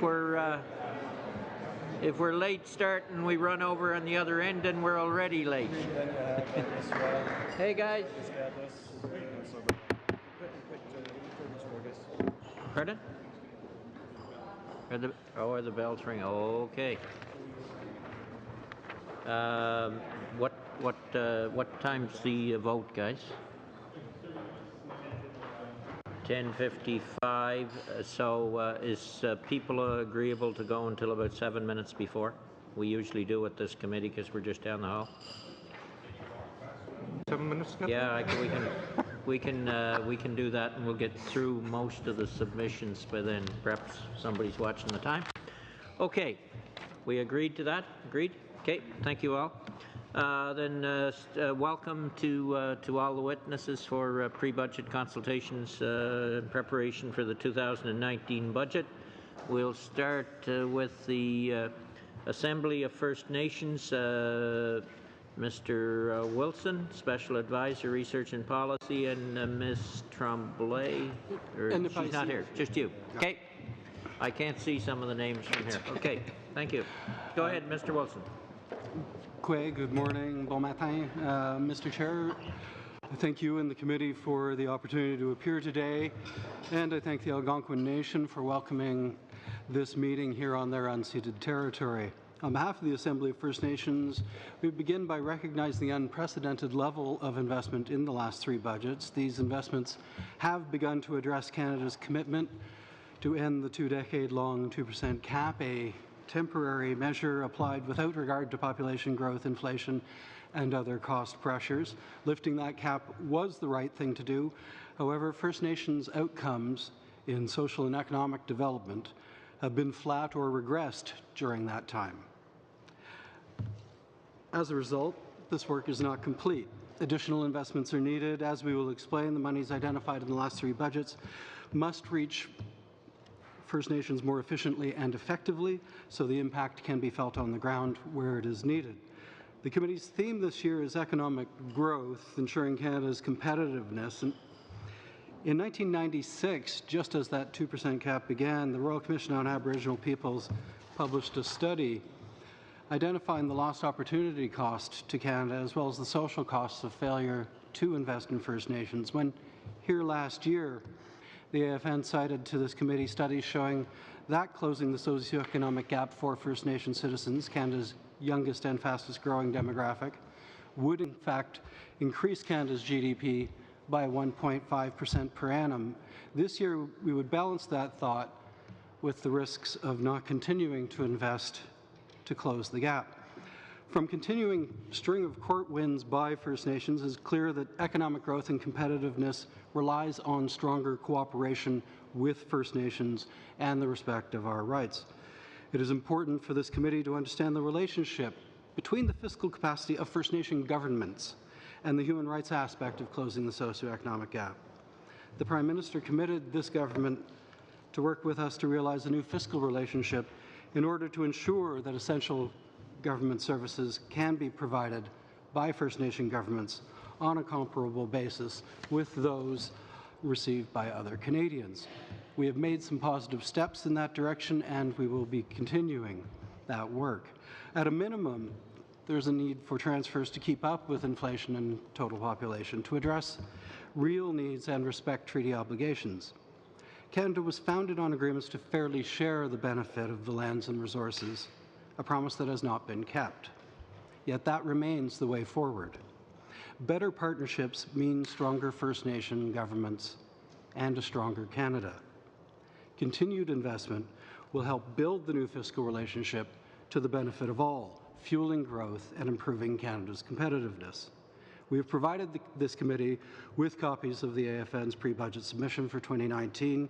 The numbers you see, we recognize, are large, reflecting the size of the continuing need arising from decades of underfunding of essential government services. Canada tells us that the 2% cap on annual increases to First Nation budgets has been lifted, and we are pleased to hear that. But in some of the areas identified, such as core governance programs and services, band support funding, operations and maintenance, as well as post-secondary education funding, for example, we have yet to see an annual increase of more than 2% since 1997. These are priorities. The investments identified in our submission would help to redress the damage done over those 20 years, to level the playing field, and to build the capacity in First Nation governments that is needed in order to participate as a full partner with industry or other governments in economic growth.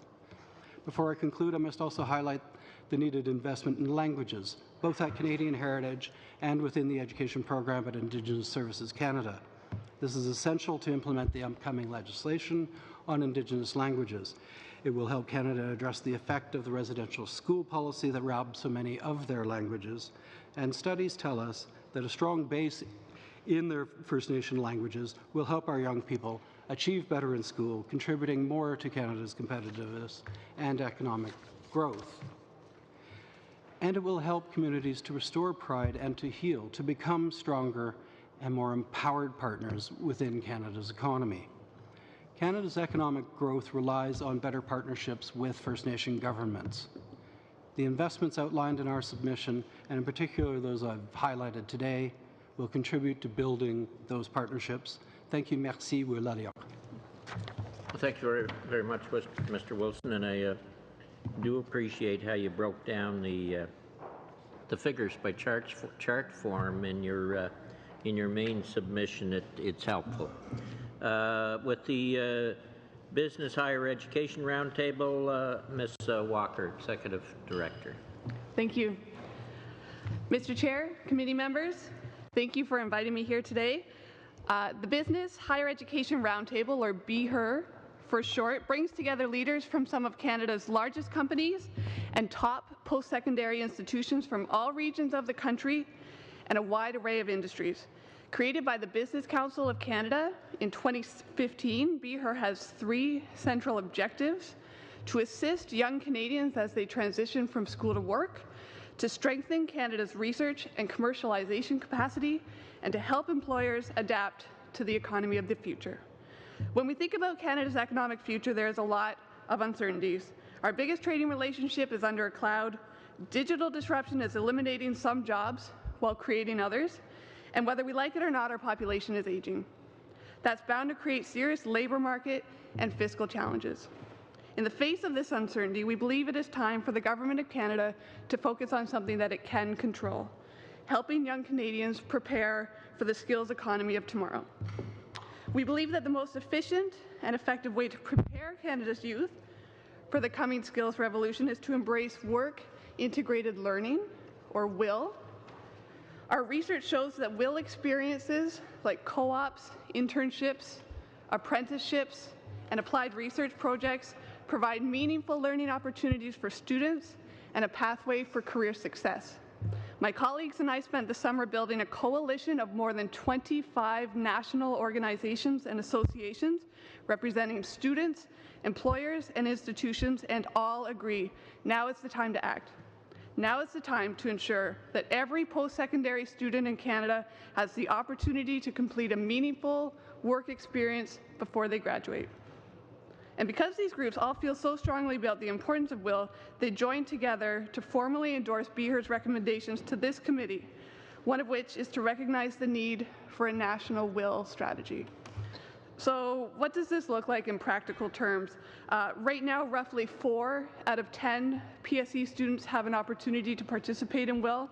That gap in real numbers represents 150,000 students per year who do not, and therefore they're missing out on that opportunity. A national WIL strategy would focus the efforts of employers, educators, and governments, both federal and provincial, and it would allow us to achieve our goal of 100% WIL in the most effective and efficient way possible. So in recent days, I've been asked questions that perhaps some of you are wondering about as well. Why should the Government of Canada get involved in this, and how? So my answer is pretty simple. The federal government is already involved in WIL. Budget 2016 committed $73 million through their student work placement program. This program provides funding to industry associations that in turn create WIL pilot programs, including wage subsidies to employers who offer quality WIL placements. The waitlist for participation in these pilots is long, and early evaluation outcomes are positive. We believe there's a huge opportunity to expand those programs that are already taking place to help us close that gap of 150,000. Employers and educators are already acting, and they're willing to step up these efforts, but there is an important role for the federal government as well. To get us there, we are asking the federal government to do 4 things. Expand the programs that you are already funding to increase employer participation. These incentives are especially critical for small and medium-sized companies and underrepresented groups, including First Nations, Métis, and Inuit students. We need to fund a national platform that helps connect employers, educators, and students. This will increase the supply of quality placements that employers are able to offer, in turn motivating post-secondary institutions to adapt and build more will into their programs. Third, build will into the innovation superclusters initiatives and the economic strategy table recommendations. These initiatives already have committed industry leaders around the table, men and women who are anxious to help develop the talent pipeline. They need to succeed. And four, work with us. I'm not here today to ask you to create a strategy, and we're not looking for the government to do the heavy lifting. We need your support to get started. Like I said off the top, we spent the summer building a broad coalition of partners ready to come together to execute this national will strategy that we've created. The federal government has an important role to play, but this is certainly not your responsibility alone. We recognize and thank the Government of Canada for the commitments that it has already made and urge you to continue creating new opportunities for young people, breaking down barriers that prevent Canadians from reaching their full potential. Thank you for this opportunity to speak to you today, and I'd be happy to answer questions. Thank you very much, Valerie. Turning then to the Conference for Advanced Life Underwriting, Mr. Legault, President, and Mr. Wark, Tax Advisor. Who's starting? Mr. Legault, go ahead. Yes. Thank you, Mr. Chairman. C'est avec un grand plaisir que KLU a accepté votre invitation. We're very pleased to accept your invitation to share recommendations as part of Budget 2019. First of all, I'd like to introduce you to our organization. KLU has 670 members from industry, including financial and insurance advisors, as well as accounting experts, tax experts, law experts, and actuaries. Our purpose is to ensure the financial health and prosperity of Canadians on a long-term plan. Canadians can rely on the experience of our experts to invest in their companies and live prosperous lives with greater security. Through a strategic partnership with Avocus, KLU represents the interests of more than 13,000 advisors on issues such as advanced planning in order to protect their financial future. Our advisors work with small and medium-sized businesses by providing them with expertise on essential financial products such as investment solutions, retirement solutions, and benefits programs for employees, life insurance, health insurance, and disability insurance. It is bearing all this in mind that we have drafted our brief, and I'll get right to the point. The pending long-term care crisis in Canada. As Canadians live longer, they are more likely to be managing a chronic disease and will need some degree of long-term care support in the home or in an institutional setting. Anyone who has cared for an aging parent is acutely aware of both the emotional and financial toll. KLU is working with the financial services industry to explore initiatives that will educate Canadians on their funding obligations for long-term care and identify suitable investment and risk-based product solutions. We believe the federal government has a leadership role to play on the issue. Specifically, we suggest the federal government undertake a number of initiatives which could include convening a federal, provincial, and territorial ministers' committee to identify and develop a national approach for dealing with long-term care funding, and holding a national stakeholder symposium to discuss and debate seniors' issues and develop appropriate recommendations. I would like to turn briefly to the 2018 budget commitment regarding the implementation of national pharmacare. We are currently working on this critical issue, and we will have more to say in the months to come. In general terms, we believe a national approach should strive to close the gap for those without direct benefits while maintaining existing systems of coverage. We also caution, however, that funding a national program must be carefully considered, and taxation of group health insurance premiums not be considered as a means of funding this program. Mr. Chair, we sincerely appreciate discussions with you and other parliamentarians over the past year with respect to the taxation of private corporations, as you've heard from the previous panelists. This is an important issue not only for our members, but for all Canadian business owners. While KLU appreciates the government's response to concerns expressed during the consultation period relating to the tax on split income, or TOSI, and passive investment rules, we believe the government needs to make further changes as part of a commitment to undertake a comprehensive review of the tax system governing private corporations. This would give immediate reassurance to the small business community, while in the longer term ensure tax rules continue to support the growth of the small business sector in Canada. Our submission identifies 6 specific areas that could be part of any such review. These include the tax on split income rules, passive investments and the small business deduction, employee benefits for employees of small business, tax integration, intergenerational transfers of a business and tax competitiveness with the United States. My colleague Kevin Ward and I would be pleased to go into further detail during the question period. Les modifications fiscales annoncées il y a plus d'un an ont The tax changes announced more than a year ago has transformed the tax system for SMEs. We are working to ensure that the taxation of SMEs is fair, consistent, and predictable in order to ensure that the owners of small businesses can invest in their business and retirement families and communities. Thank you for your attention. We'll go with one more brief before we go to vote. Diabetes Canada, Ms. Hanson, Director, Federal Affairs. Good morning. Thank you to the members of the committee for the opportunity to speak with you today. 100 years ago, 2 of my great-aunts died of untreatable type 1 diabetes. Shortly thereafter, Canada's Dr. Banting discovered insulin and saved the lives of millions, including me. And while I'm grateful for the life-saving innovations, there are still immense challenges to living with chronic disease. I was diagnosed with diabetes when I was 20. Living with the disease since then has taught me many valuable lessons, but it has also taken a toll. Imagine going to work every day feeling like you have the flu. That's the reality for many people with diabetes, and it affects our economic productivity. Just a couple of years ago, I had to leave a job because my employer would not accommodate the effects that diabetes has on me. My experience is far from unique. When I was here last, Mr. Fergus rightly observed that diabetes is a scourge. It directly affects 1 in 3 Canadians and costs our healthcare system $27 billion each year.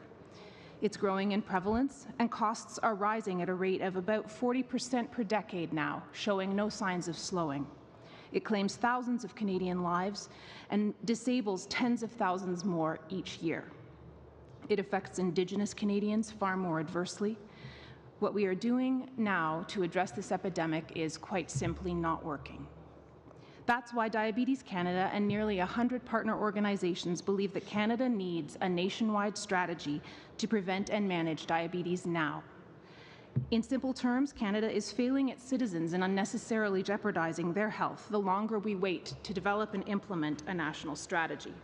And it's not just our community that thinks this is the best approach. A national strategy is a best practice widely recommended by the World Health Organization and other global leaders. Diabetes 360 is that strategy. It is based on the hugely successful 90-90-90 model implemented globally to combat HIV/AIDS, and it is the product of collaboration among 120 stakeholders, including 9 provinces. Developed over more than a year of rigorous effort, Diabetes 360 contains evidence-based recommendations aimed at improving patient outcomes. It will enhance the prevention, screening, and management of diabetes to achieve better health for Canadians. It will reduce unnecessary health care spending by billions of dollars, improve the lives of millions of Canadians, and protect Canada's productivity and competitiveness. Diabetes 360 can save our healthcare system billions of dollars in both the short and long terms. For example, if every Canadian who has prediabetes had access to the proven diabetes prevention program, we could prevent more than 100,000 Canadians from receiving a diagnosis of diabetes every year. If we improve the care that those already living with diabetes receive, research shows that we could prevent a minimum of 5,000 amputations and 35,000 hospitalizations every year. That would save $18 billion in the next decade alone. There are also significant savings to be realized by Canadian businesses. According to Benefits Canada, employees living with diabetes cost their employers an average of $1,500 per year in lost productivity and a further $1,500 per year in additional benefit costs. Preventing those 100,000 Canadians per year from developing diabetes will save Canadian businesses a further $18 billion in the next decade. Canada's economic prosperity depends on a healthy workforce. Not a day goes by that we aren't bombarded by alarming accounts of our labour shortage, and resulting concerns about productivity, innovation, and global influence. Many of the 5 million Canadians living with diabetes today are of working age, and we know that the effects of living with this challenging disease impede their ability to fully participate in the workforce. For employees who must take disability leaves because of their diabetes, their leaves are on average 15% longer, and many remain on disability until death. Implementing Diabetes 360 recommendations can ensure Canada's economic health at the same time it ensures our physical health. To implement these recommendations, Diabetes Canada suggests that a 7-year national partnership be created. The partnership will collaborate with provinces and territories, civil society, and the private sector to prioritize and implement programs to achieve Diabetes 360 targets and then sunset, a realistic and evidence-based approach that can work for Canada. For a strategic investment of $150 million over 7 years, the federal government can achieve at least $36 billion in cost reduction, ensure the future health and prosperity of Canadians, and truly make a difference for Canadians affected by diabetes, Canadians just like me. Thank you. Thank you very much, Ms. Hanson, and we will go and vote and come back to the other two presentations. So suspend it until after the vote.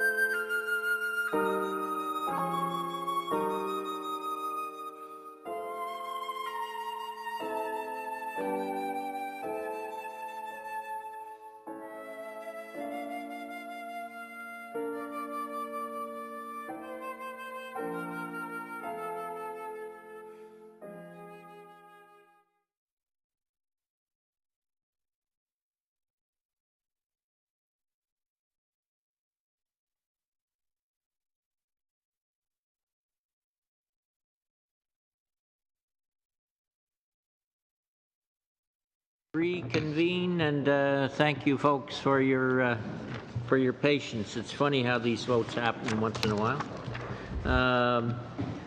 With Oxfam Canada, Ms.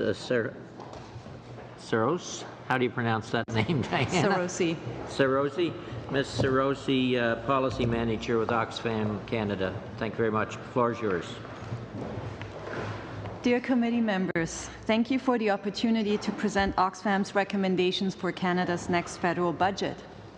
At Oxfam Canada, we put women's rights and gender justice at the heart of everything we do, both here at home and our work with some of the poorest communities around the world. I would like to start by providing a glimpse into the lives of women who are at the bottom of the economic ladder. Tasmia, a medical doctor, came to Canada in April 2017 from Bangladesh under the Skilled Visa program. After months of searching for a job, she found employment in a cosmetics factory, but at 8 months pregnant, was laid off, being just 5 hours short of the 600 hours needed to be eligible for parental leave. Tasmia tried to convince her employer to give her one more day, but to no avail.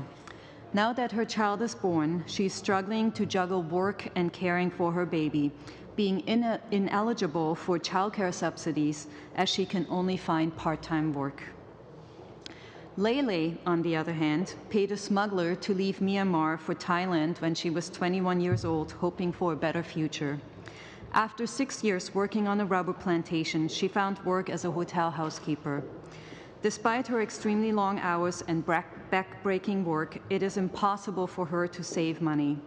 Strapped for money and time, she had no choice but to send her 2 children, now 6 and 11 years old, back to Myanmar to stay with relatives. She hasn't seen her children in 4 years. These stories are heartbreaking, but sadly not uncommon. Too many women around the world are stuck in jobs like these. They work so hard, yet they cannot escape poverty. At the other end of the spectrum are the super rich, who continue to accumulate excessive amounts of wealth.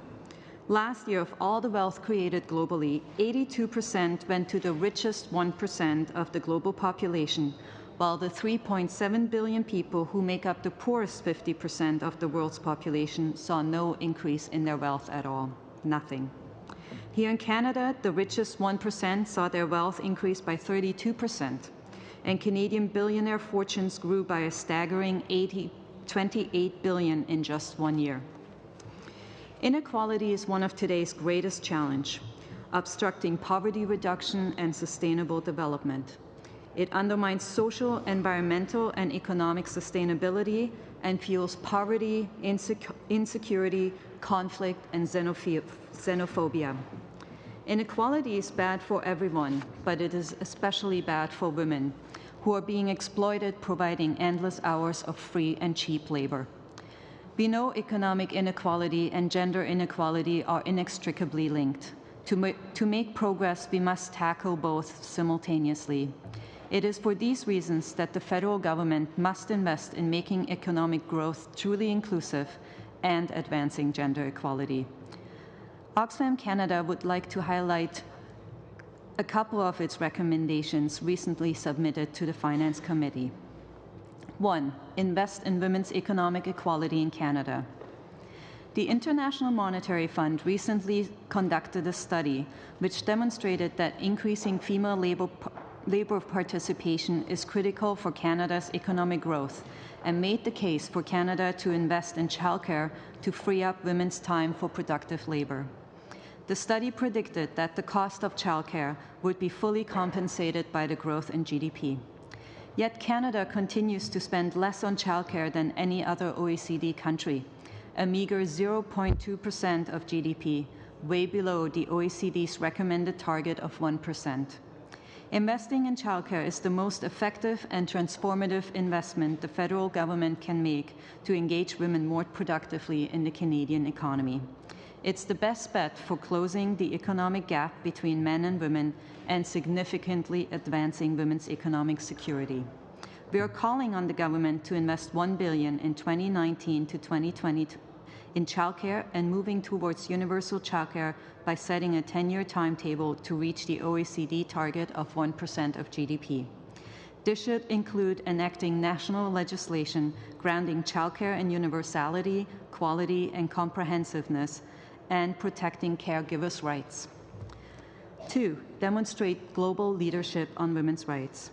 Around the world, hard-won gains to advance gender equality are under threat.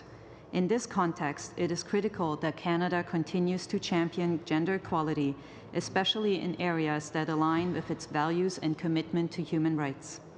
But leadership requires resources.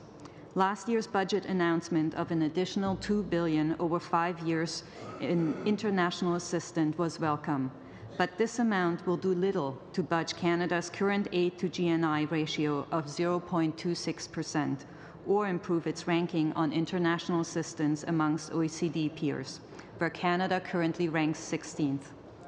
We're calling on the government to develop a robust 10-year plan to achieve the UN aid target of 0.7% of gross national income and make investments in 2 particular areas: $700 million a year over 10 years starting in 2020 in sexual and reproductive health and rights, and $220 million a year over 10 years in women's organizations and feminist movements. In closing, I would like to encourage you, honourable members of the Finance Committee, to show leadership as well. Earlier this year, you received a letter signed by 50 Canadian women's rights organizations calling on you to include gender equality as a topic in your call for pre-budget consultation submissions, and ensuring at least 15% of witnesses in the pre-budget consultation hearings are feminist or women's rights organizations. Women's voices must be front and center when it comes to governments making decisions that affect their lives. You have the opportunity and responsibility to ensure women's voices are heard. Thank you so much. Thank you very much. Turning then to U15 group of Canadian Research Universities, Mr. Padre, Executive Director. Merci, Monsieur le Président. Thank you, Mr. Chair. If I may, I'd like to thank you for inviting me to share with you the measures that the federal government could take to encourage Canadians to contribute to Canada's economic growth. We're living at a time where there is very strong international competition. A key aspect of our strategy is based on skilled labor that will allow us to be more creative and able to adapt and innovate.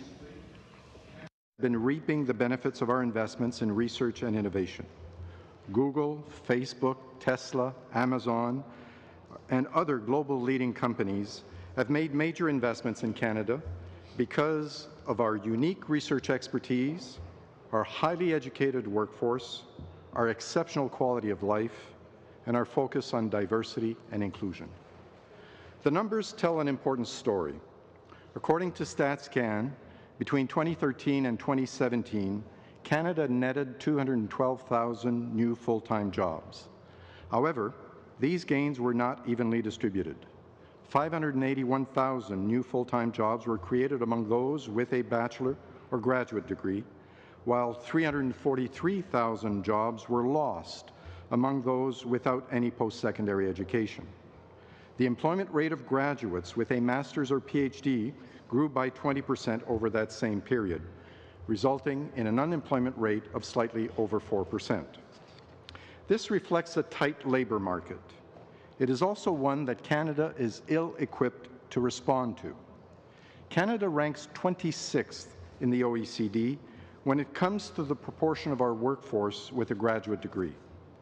Closing this talent gap, especially in the face of increasing demand, is both an opportunity and a challenge for Canada. It will take time, making action all the more urgent. The good news is that important investments in basic research from Budget 2018, as well as those from previous budgets, will make important contributions towards this goal. Accordingly, we are recommending a set of measures that are focused on young people, a set of measures to support graduate students, improve their training and research environment, and give them the skills they need to compete. To increase the proportion of our workforce with graduate degrees, we need to ensure that graduate students are adequately supported. Canada's core scholarship programs have stagnated in numbers and value for more than 10 years. The U15 was pleased with the government's commitment to review the scholarship and fellowship program as part of Budget 2018. And in that spirit, and in accordance with the 2017 Fundamental Science Review, we recommend that the scholarships and fellowship program be increased by $140 million per year over the next 4 years. The quality of the research and learning environment of our students is dependent on how governments support the full cost of research, what many of us also call the indirect cost. Currently, the design of the indirect cost funding formula means that some 30 universities in the country receive much less than their full cost of research. These 30 universities conduct 95% of the research and train the vast majority of Canada's graduate students. If research-intensive universities are to attract the best students and professors and invest in activities that support our ability to commercialize research and partner with industry, it is important that the government make an effort to address the full cost of research for all universities. So as we work to increase the proportion of people with graduate degrees, we should also seize the opportunity to develop additional skills that are essential in an innovative, globally connected economy. And that's why the U15 2019 pre-budget submission recommends the following student-focused strategic investments. Number one, encourage and support students wishing to benefit from an international learning and research experience. Number two, support graduate students and faculty members in bringing cutting-edge discoveries to market by providing them with a robust entrepreneurship training and opportunities. Number three, expand the undergraduate student research awards program to all councils in an effort to give undergraduate students experience working on cutting-edge research projects across all disciplines. And finally, the U15 supports BEER's proposal for expanding work-integrated learning that you've heard from my colleague previously. Once again, I thank you for your time and look forward to your questions. Thank you. Thank you, Mr. Padre. And I wonder, would committee members be okay to going to 12 o'clock for a hard stop there? That's 15 minutes over normal. We okay with that? Okay, that'll give each, we'll get eight questioners, about 4.5 minutes each. Mr. McLeod first. Thank you, Mr. Chair, and thank you to all the presenters here today. Appreciate all the information you're providing us. I represent the Northwest Territories. Over half of my population is Indigenous, so I'm going to go right to the Assembly of First Nations. I'm very happy to see the submission that you've made.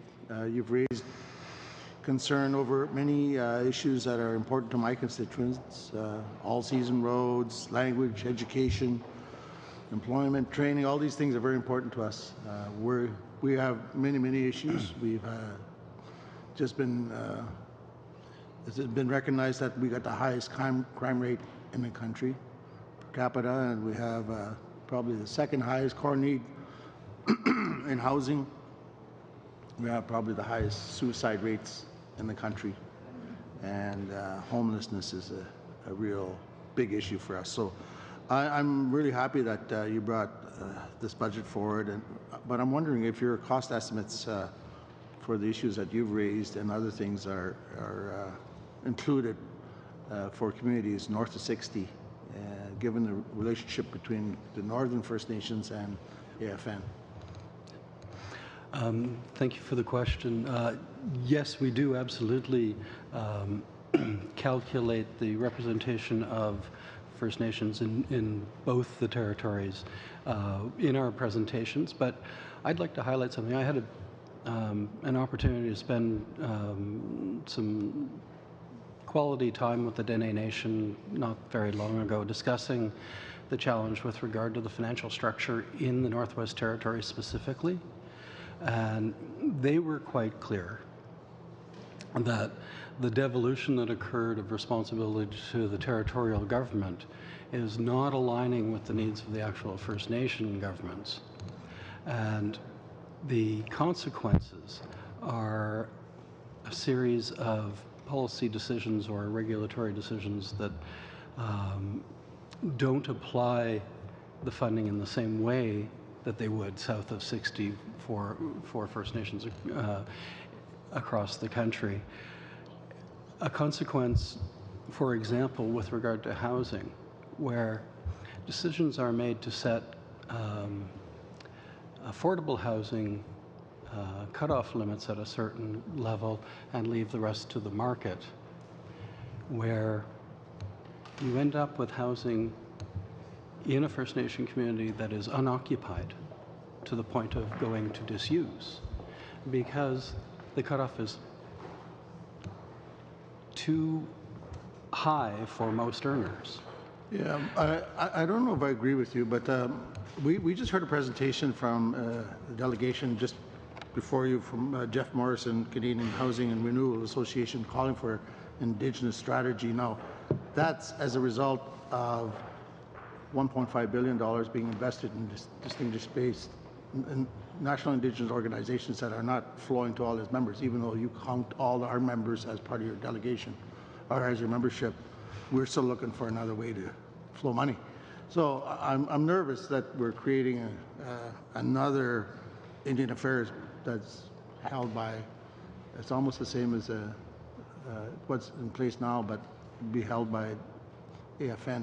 So, you know, there's many things that need to be sorted out in terms of how the money is going to flow to the north, but we're dealing with a lot of social issues as a result of having a poor economy in the north.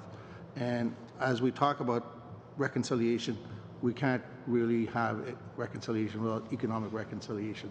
So how does AFN view that and how we're going to tackle that? The work that we're doing with regard to the new fiscal relationship between the Government of Canada and First Nation governments is entirely aligned with supporting those specific First Nation governments in exercising direct accountability to their citizens, the funding that is available flowing directly through those governments as they choose to aggregate or not, so that the decisions are made by the government closest to the actual citizen. That is not a structure that has existed in the history of the country since contact, really. What we're hoping to do, and this is a work in progress, but we have taken some initial steps, is to change that structure to wrest control over that decision-making from centralized bureaucracies of any kind. And I can assure you the AFN certainly does not want to become a new INAC. And to actually provide that power to the First Nation government so that they can make those decisions, so that they receive the funding directly, and those citizens hold them to account for results. Thank you. And I was hoping that's where you were going to go, because we need to see direct funding flow to the First Nations and not through organizations and conduits that are going to take a part of the money and then try to filter the rest out. Thank you. Thank you both. Mr. McCullough. A very good comment at the end there about direct delivery of the funds, Mr. McLeod. I like that. Gentlemen, ladies, thanks for joining us today. Mr. Legault, I just want to ask you to expand a bit, and sorry, Mr. I never pronounce your name, Mr. I always want to call you Mr. Wark. Sorry, Mr. Wark. If you want to expand a bit on some of your comments, you're talking about the changes to the small business tax that came about. And we heard from other witnesses about a possible coming storm when the audit starts rolling in of the small businesses that are getting having their taxes changed in a new format, and about how it's hurting small businesses. I wonder if you could just expand a bit more on that. Thank you. Actually, we have a lot of our members that are also in those fields, being accountants or you know, well, the main active members are tax advisors. So they are small business themselves. They will be affected. Their clients will be affected. But through our network, what we've heard is that the ongoing cost to deal with the compliance added to the small business will be between $5,000 and $10,000 a year, with an additional investment this year in year one.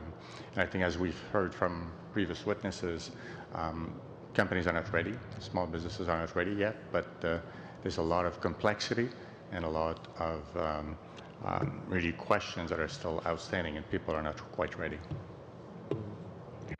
I'm sorry, you're saying 5 to 10,000 next year and an added bump this year for the start of it. Yeah. Yeah, the issue this year will be restructuring arrangements that are currently in place that complied with the law the way it was at the time, but now needs to be restructured. For example, if people have put in place family trusts, they may need to be wound down or restructured. If they have certain corporate share structures, they may need to create new classes of shares, and all of that requires engaging your accountant and your lawyer to implement. From your members, you know, the negative outcomes besides coughing up an extra $10,000 on top of higher CPP taxes, higher minimum wages, etc., but the lost productivity as well of winding down corporations, restarting. I've chatted with several members that said, you know, we're just going to retire, we're going to pull things up at age 60 rather than continue. Are you getting that kind of feedback from your members of the negative impact of these tax changes? So anecdotally, our members are telling us that their clients are basically affected by the uncertainty created, but not only by those rules, but also by the economic climate, the trade negotiations, and so on and so forth, the changes of the taxation system in the U.S.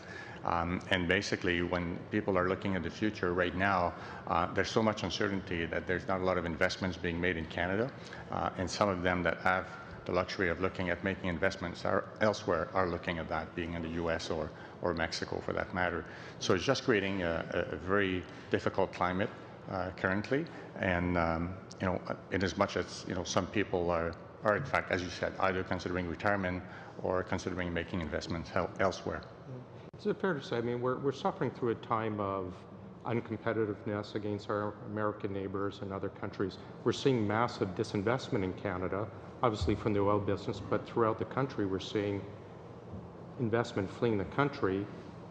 Is it fair to say these tax changes are going to add to that? Disinvestment in Canada? Well, I think... and I realize I'm putting words in your mouth. Yeah, so feel free to say yes, but we can I want to go hear that from far, you. But clearly there is uncertainty, and it's affecting...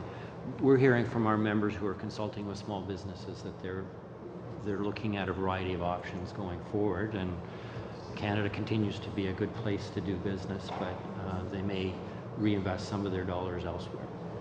Okay. Now, if it was up to you to make, you're sitting on this side and you're making the changes, what would Kayla do with this tax situation? We've identified 6 areas in our brief where you know, there really needs to be some adjustments. And again, Kevin could go into some of the details in terms of you know, the TOSI rules, tax on split income. You know, we think that it could be, you know, up to age 25, but not include the spouse. You've heard it already this morning from some of the other witnesses. The intergenerational transfer, you talk about retirement, it costs more money to basically if you sell to a stranger than if you try to leave it, you know, within your family. It's unacceptable at a $2 million level. It costs $500,000 more of taxes. We're pleased the government is doing consultation right now. They said last year they would do it within 12 months, so we hope it's coming. I'm out of time. Thank you very much. Mr. Dussault. I'd like to thank all of the witnesses for coming. I won't be able to ask everyone a question, but I'd like to continue on with this line of questioning with respect to intergenerational transfers. You did a consultation, if I understand, and the government announced that it was going to review the issue. Unfortunately, this is another case of where the government studies and studies, but I don't know if you're aware of this, but one of our colleagues introduced a bill which was defeated by the government on this very issue. I'd like to know where things stand now on this issue. Perhaps the question should be put to the government, but we did prepare a brief on this last year. We made recommendations, and Minister Duclos had addressed this issue. We do understand that there was a consultation done this summer. We're waiting to see what's going to happen, but I think there's a positive signs that things will be improved. I have another tax issue before I go on to another aspect. when you compare our tax system in Canada with that of the United States, for instance,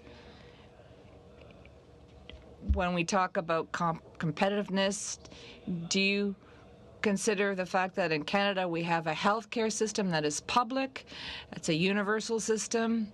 We also have infrastructure that's of better quality. Well, there are all other kinds of factors that result in Canada's quality of life being better and perhaps less expensive, perhaps not so much for corporations but for individuals. Do you bear this in mind in your comparisons? What's important to point out is that we have to put all of this into context. You've raised some interesting aspects, but what we looked at was concepts that have to be reviewed, such as integration. My colleague could talk about this further. We think it's important to look at tax system, not only for corporations, but also for personal income tax. We have to look at the system as a whole. And quality of life, yes, that's an important thing to bear in mind as well. But what does this all mean? These are all aspects that have to be considered. And with respect to the question of inequality, Mrs. Sarosi, I'd like to thank you for reminding our committee.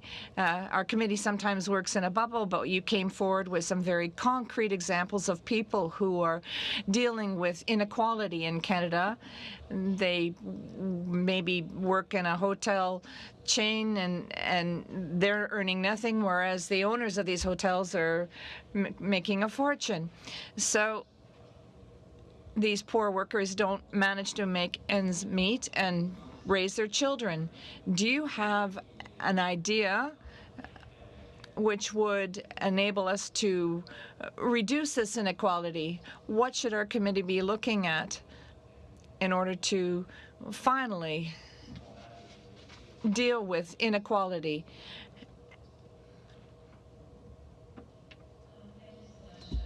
Important question, and of course, as with many complex issues, there isn't a silver bullet there that we can go for. But what our research shows is that there basically needs to be action in three areas. One is taxation, making taxation more progressive, meaning, who can pay more, pays more taxes. And then the second area, investing in public services that help the poor access certain services to, for example, childcare, transportation, and so on.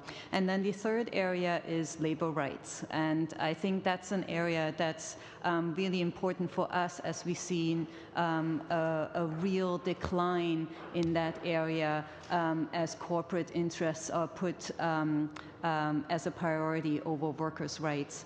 And so in all three areas, there's a lot that the government can do. So, for example, in the taxation system, Canada's taxation system is very complex. Lots of things have just been added, but there hasn't really been a good review of the system to see where overall there can be changes made to make it more progressive, but also to get rid of incentives or tax credits or deductions that really hurt women, for example, for example, pension splitting, where husbands can basically just split their pension by saying so, but not actually having to do that, and then going with a lower tax rate. Then the second area is in terms of public services, not being focusing on the kinds of services that really help these women, also making it more accessible for them to access employment insurance. It's still based on earnings rather than need, which makes it very difficult for women to access the system, especially the ones I gave an example about. And then in terms of labor rights, really moving on with pay equity here in Canada. The government has committed to pay equity, but the women are still waiting. And making sure that collective bargaining and labor rights are respected. So lots of. Ms. Rudd. Thank you, Mr. Chair, and thank you all for coming today. I'm going to start with Ms. Walker. Just a couple of things in your comments I'd like some clarification on. You talked about young people, and you talked about the work placements. I know everything is an acronym, so I won't pretend to remember all of them. As you know, our government invested about $221 million in MyTax, which created about 10,000 paid internships. The other thing, cybersecurity and training in cybersecurity, recently $8 million for about another 1,000 spots. So my question comes, Mr. Patry, you talked about who had the job increases and who had the job decreases in terms of post-secondary education versus non. And I guess what I see is a lot of transitioning of what I will call middle-aged workers into new careers. And I wonder if your organization has identified that cohort and if indeed that is part of your process. Thank you for the question. So just to make sure I understand, have we also thought about how we can help support the current people in the workforce as they likely need to transition the types of skills they have? Yeah. So yes, it's a critical consideration for us as well. I have been told many times by my members, focus on one thing, do that well, and then think about how that fits with the broader picture. So primarily at the moment, our focus is around students, although, and I don't have the numbers with me, so I won't make them up, but a good proportion of people in the PSE system aren't just young people, and so there are people who choose to go back to school and upskill or reskill so that they can maintain the competitive edge in the workforce. Though specifically to answer your question, one thing that our employers who are committed to working with us are doing as they build out the training programs that supplement the work placement itself for students, they have committed to us to provide those training programs to their current employees, as well as the students who might just be there for a few months. And so that's one specific thing that they are committed to do. So I guess, and maybe some clarification, because you mentioned in your verbal report that you were focused on young people. And I guess I'm asking, what about transitioning adults who have gone back to school? Do they still have opportunity to access your programs similar to young people? Yeah, so again, we have our coalition of 25. Where we sit, don't presume to tell them how to operate those programs. So the answer would be, honestly, it depends on which group you're talking about specifically. Some are targeting youth, and one can define youth different ways depending on who you are. And there are others who are much broader in their approach. Okay, thank you very much. Another question, Ms. Hanson. I very much enjoyed your presentation. It was very personal and impassioned, and I always think a story is a way to tell us what the reality is. You mentioned Diabetes 360, and I am familiar with that model. You also mentioned that 9 provinces are part of that. Can you tell us where the other provinces and territories are and what you're doing to bring everyone in to support this program? Thank you. It's an excellent question.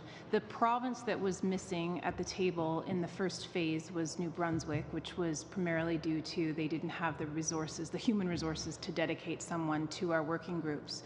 And unfortunately, we weren't able to identify any individuals from the territories to participate in the first phase. That was largely a product of 2 things. One was that we were working under a pretty aggressive time frame in order to ensure that we had done the full consultation that we wanted to do in time to present a pre-budget submission to this committee. The other factor was a lack of funding. We really did the first phase in the consultation with the 120 individuals and 100 organizations with primarily, almost exclusively money from Diabetes Canada. And so we're hoping that if the government elects to resource this strategy in Budget 2019, one of the first things that the partnership we're recommending be created will do is engage directly with the health departments of each of the territories and provinces to create a plan forward, because it's critical that we're engaging with each of them. Thank you. To end it there, Mr. Polyev. Thank you. My question is for Ms. Hansen. Thank you for being here today. You advocated for members of your organization and others who have diabetes who had inexplicably lost their access to the disability tax credit last year, and you amassed a enormous file of anecdotes showing that this was a phenomenon right across the country. The government appeared to back down about 6 months ago from that unstated decision. What is the status of the situation for Canadians with diabetes accessing the disability tax credit today? Thank you for your question.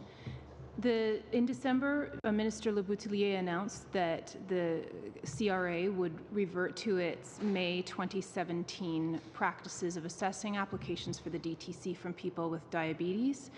That resulted, they also announced that they would review all of the applications from people with diabetes that had been rejected between May and December.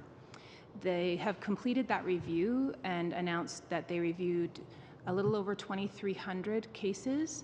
They subsequently approved about 1,400 of those, or 58%, and the remaining 42% of applications will remain disallowed. We have been engaging with the bureaucrats at the CRA to ensure that the folks that remain disallowed are notified of that status. They have indicated to us that it is their plan not to notify those 42% because they say that that might be confusing for those applicants. Our contention is that that creates a lack of transparency and also impedes the ability of applicants whose cases have been denied to appeal, which is a time-limited ability. So we are reaching out to them to indicate that it is our strong view that all of the applicants should be notified. I know that the Disability Advisory Committee, which was also reinstated late last year, continues to work on a number of issues, including challenges to accessing life-sustaining therapies by people such as those with diabetes. And we're optimistic that that advisory committee will have some good recommendations, but it is necessarily and understandably a lengthy process that they're engaged in. They're volunteers and they meet only a few times a year. And so we're hoping that the bureaucracy can respond and make more time-sensitive changes as the Disability Advisory Committee is doing its work.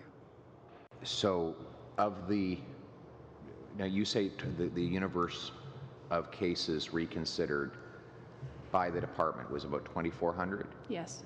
And does that cover everyone in your view, or are there others who were denied who ought to have been at least reviewed but weren't? It's difficult to be certain of the numbers because there are challenges in getting real numbers of applications from the CRA, etc. We know from a study that was done by the University of Calgary late last year that there are, across the board for people with all forms of disability, very low levels of application for the disability tax credit and even lower for the Registered Disability Savings Program. So it is plausible that there are only 2,300 applications that were denied during the second half of last year. But one of the things that Diabetes Canada is committed to doing is raising awareness among all people living with diabetes that they are potentially eligible for this program. And you say 42% of the reviewed cases were once again rejected. Mm-hmm. So that means just slightly over 1,000. Yeah. Were any of, to your knowledge, and I know that you weren't provided with a list of who these people are, but to your knowledge, do any of those 1,000 who were rejected the second time require more than 14 hours of life-sustaining therapy and therefore otherwise qualify under the Act? From what they tell me, they certainly do, and I think based on how diabetes is normally treated, it is highly probable that they do. What I can't attest to is whether their applications were filled out completely clearly, and avoiding using terms that the CRA objects to, some of which we're working to try to have allowed. For example, the CRA explicitly does not allow anybody to count the time that they spend counting carbohydrates in order to calculate their dose of insulin against the 14 hours. That is an interpretation. It's not written into the Income Tax Act that you can't count that, but it's an interpretation of the CRA that you can't count that. And because it is actually impossible to calculate a dose of insulin without counting carbohydrates, some people quite rightly make mention of doing that in their application, and then that instantly gets them rejected. So it is possible that those 1,000 or so applications included mention of things that may not make them eligible. It's also probable that some of those applications were rightly disallowed, but there's a real gap between understanding of the eligibility criteria and the application of them that we're trying to fill. Hate to end it there, but we'll have to Mr. Fragasakis. Thank you, Chair, and thank you to the witnesses. My question goes to my first question goes to Ms. Hanson. London, Ontario, is where I'm from. It's the city I represent in the House of Commons. As you know, Western University is a leading centre in terms of diabetes research as far as universities are concerned. So I'm prompted to ask about diabetes and the connection between individuals suffering diabetes and pharmacare. And so some estimates have put forward the notion, or the idea rather, that medication and diabetes supplies range between $1,000 and $15,000 per individual on an annual basis.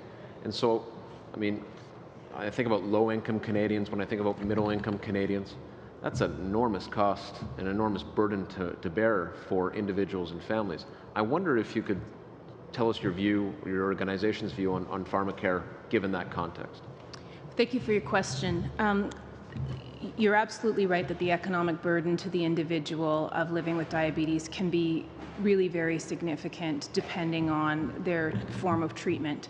And Diabetes Canada has statistics to suggest that more than 30% of those living with diabetes report having been unable to follow their doctor's prescribed treatment plan due to the costs of the devices, supplies, as well as medications that are required. Obviously, the consultations on an approach to national pharmacare are of great interest to us and to the people we represent. Diabetes Canada believes strongly that every Canadian needs access to the right medications at the right time, and that access needs to be provided at the minimum cost to the individual possible.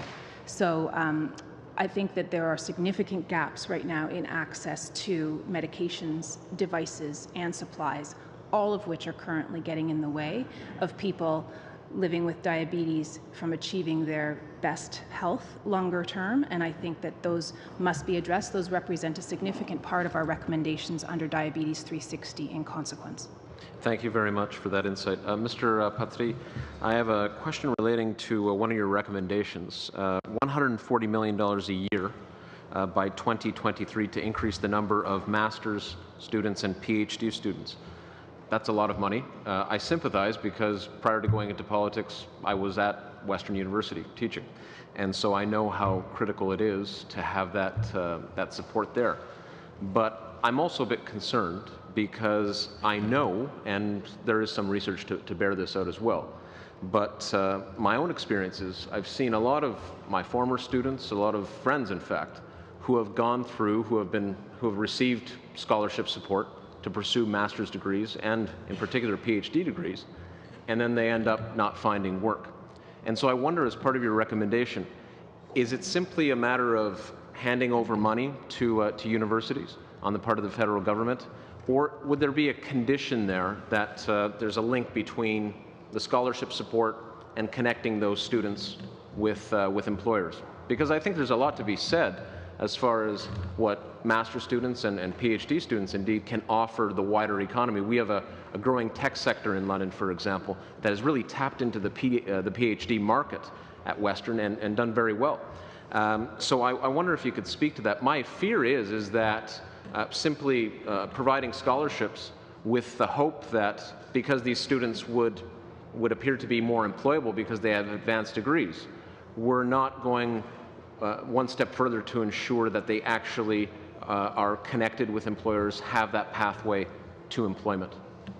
That's an excellent question, and it piggybacks on what Valerie was talking about earlier in terms of making sure that in the process that we connect students also with the potential employers going forward. Let me address the question by also trying to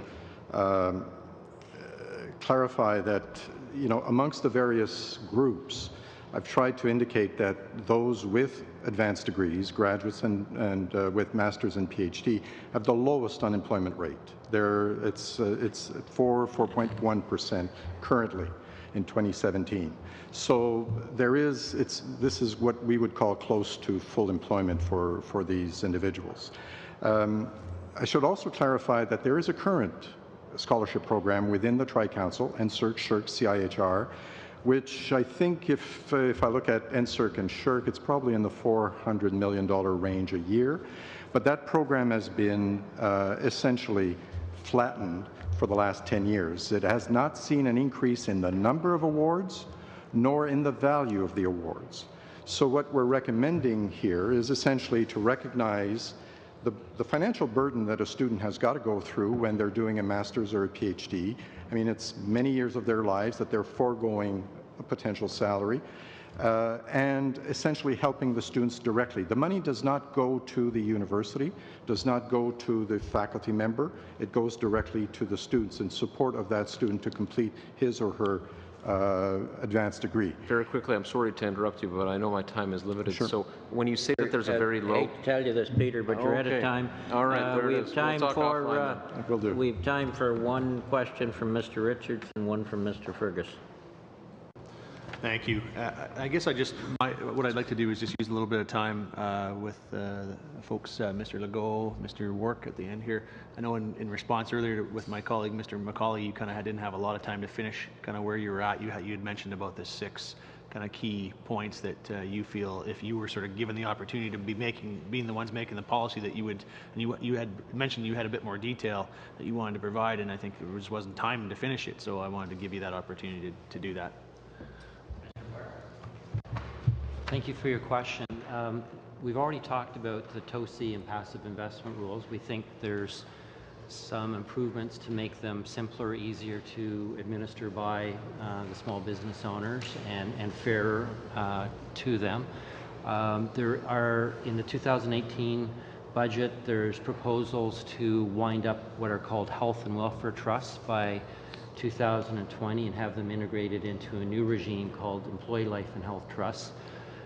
We estimate there's about 4,000 of those plans in health and welfare trusts in existence that are primarily being employed by small business owners, and we're concerned that the employee life and health trust rules do not accommodate the needs of small business owners. So we were asking the government, as part of that process, to take a closer look at how these rules apply to small business owners and make sure that they do not lose protection, or their the owner manager or their employees lose protection through this process. We talked about the intergenerational transfer rules, and we believe that there's a good middle ground where the government is concerned about the loss of tax revenues, but there is an opportunity to create an exception that will accommodate true transfers of businesses, so that small business owners aren't in this funny situation where they have to sell their business to an arm's length person to get a better tax result. And there's a lot of discussion about the Canada-US tax competitiveness. I don't think there's been any significant analysis that we've seen that would suggest that U.S. has a significant advantage, but when you look at all of the pieces of what U.S. offers to business owners versus what Canada may offer, the dynamics have changed, and we need to recognize the dynamics have changed and react to those changes. Thank you. Last question, Mr. Fergus. Monsieur le Président, puis, Thank you, Mr. Chair. And through you, I'd like to ask a question. I'd like to ask several questions, but I'm going to focus on Mr. Patry. I have a brief question as well for Mrs. Wilson as well. Perhaps it's not a question. I'm asking for some clarification. I like what she was saying about work integrated learning, but I was wondering if she could come back and speak to us again. Do you have any ties with companies in Quebec? Do you have ties with universities, CEGEPs in Quebec? Could you perhaps go and discuss this with the clerk after? Mr. Patry, it's a question. I know that U15 and all universities are very concerned about the indirect costs of research. So could you talk to us about how we could improve the competitiveness of the Canadian economy if we were to invest in this field? I'd like to thank you for your question, because this is an issue that is of great concern to universities, and not just universities that are part of U15, but I would refer to 30 universities who receive less than their quota of indirect costs. We're talking about the real indirect costs here. We have to understand, and I don't want to get too technical here, but the current formula for indirect costs is inversely proportional to the research activities. The more a university does research, the less it receives in terms of a percentage for these indirect costs. Consequently, let's take a few examples. We talked about the Western University early. Western is one of the leading universities in research. It receives about 20% or 21% as a maximum of indirect investments. That's to pay for things like heating, maintenance, to pay the technicians who run the equipment, etc. Other universities that are smaller, that don't do much research, can get about 80% of indirect costs covered. Others will receive 20 cents on the dollar. The University of Toronto, which does the most research, receives 19%. So when you put a limit on indirect cost investments, essentially what's happening is that you're taking money away from other services to fund the research organization. And if the universities are trying to compete with the best universities in the world, if they want to compete on the world stage, we have to ensure that they are getting appropriate indirect cost investments. I would conclude, Mr. Chair, because I see he's about ready to raise the gavel, but for the U15 universities, the average investment received covers 15% of the indirect costs. So for any research project that, if we were to compare ourselves with the U.S., Western works with NIH. NIH gets 52% in indirect costs. So there's a huge gap between real indirect costs, which represent about 40% of the total cost, and what the universities, the research universities, are actually doing. I tried on several occasions to change the formula. I want to ensure that the formula at least has a base amount so that universities receive at least 25%. We're not taking anything away from other universities. That's not our mission, but we want to ensure that there's a good floor of about 25%, a 25% threshold. So thank you very much for your question. To all the witnesses and for committee members, tomorrow afternoon at 3:30 in room 330 Wellington. Meeting adjourned. Thank you very much again.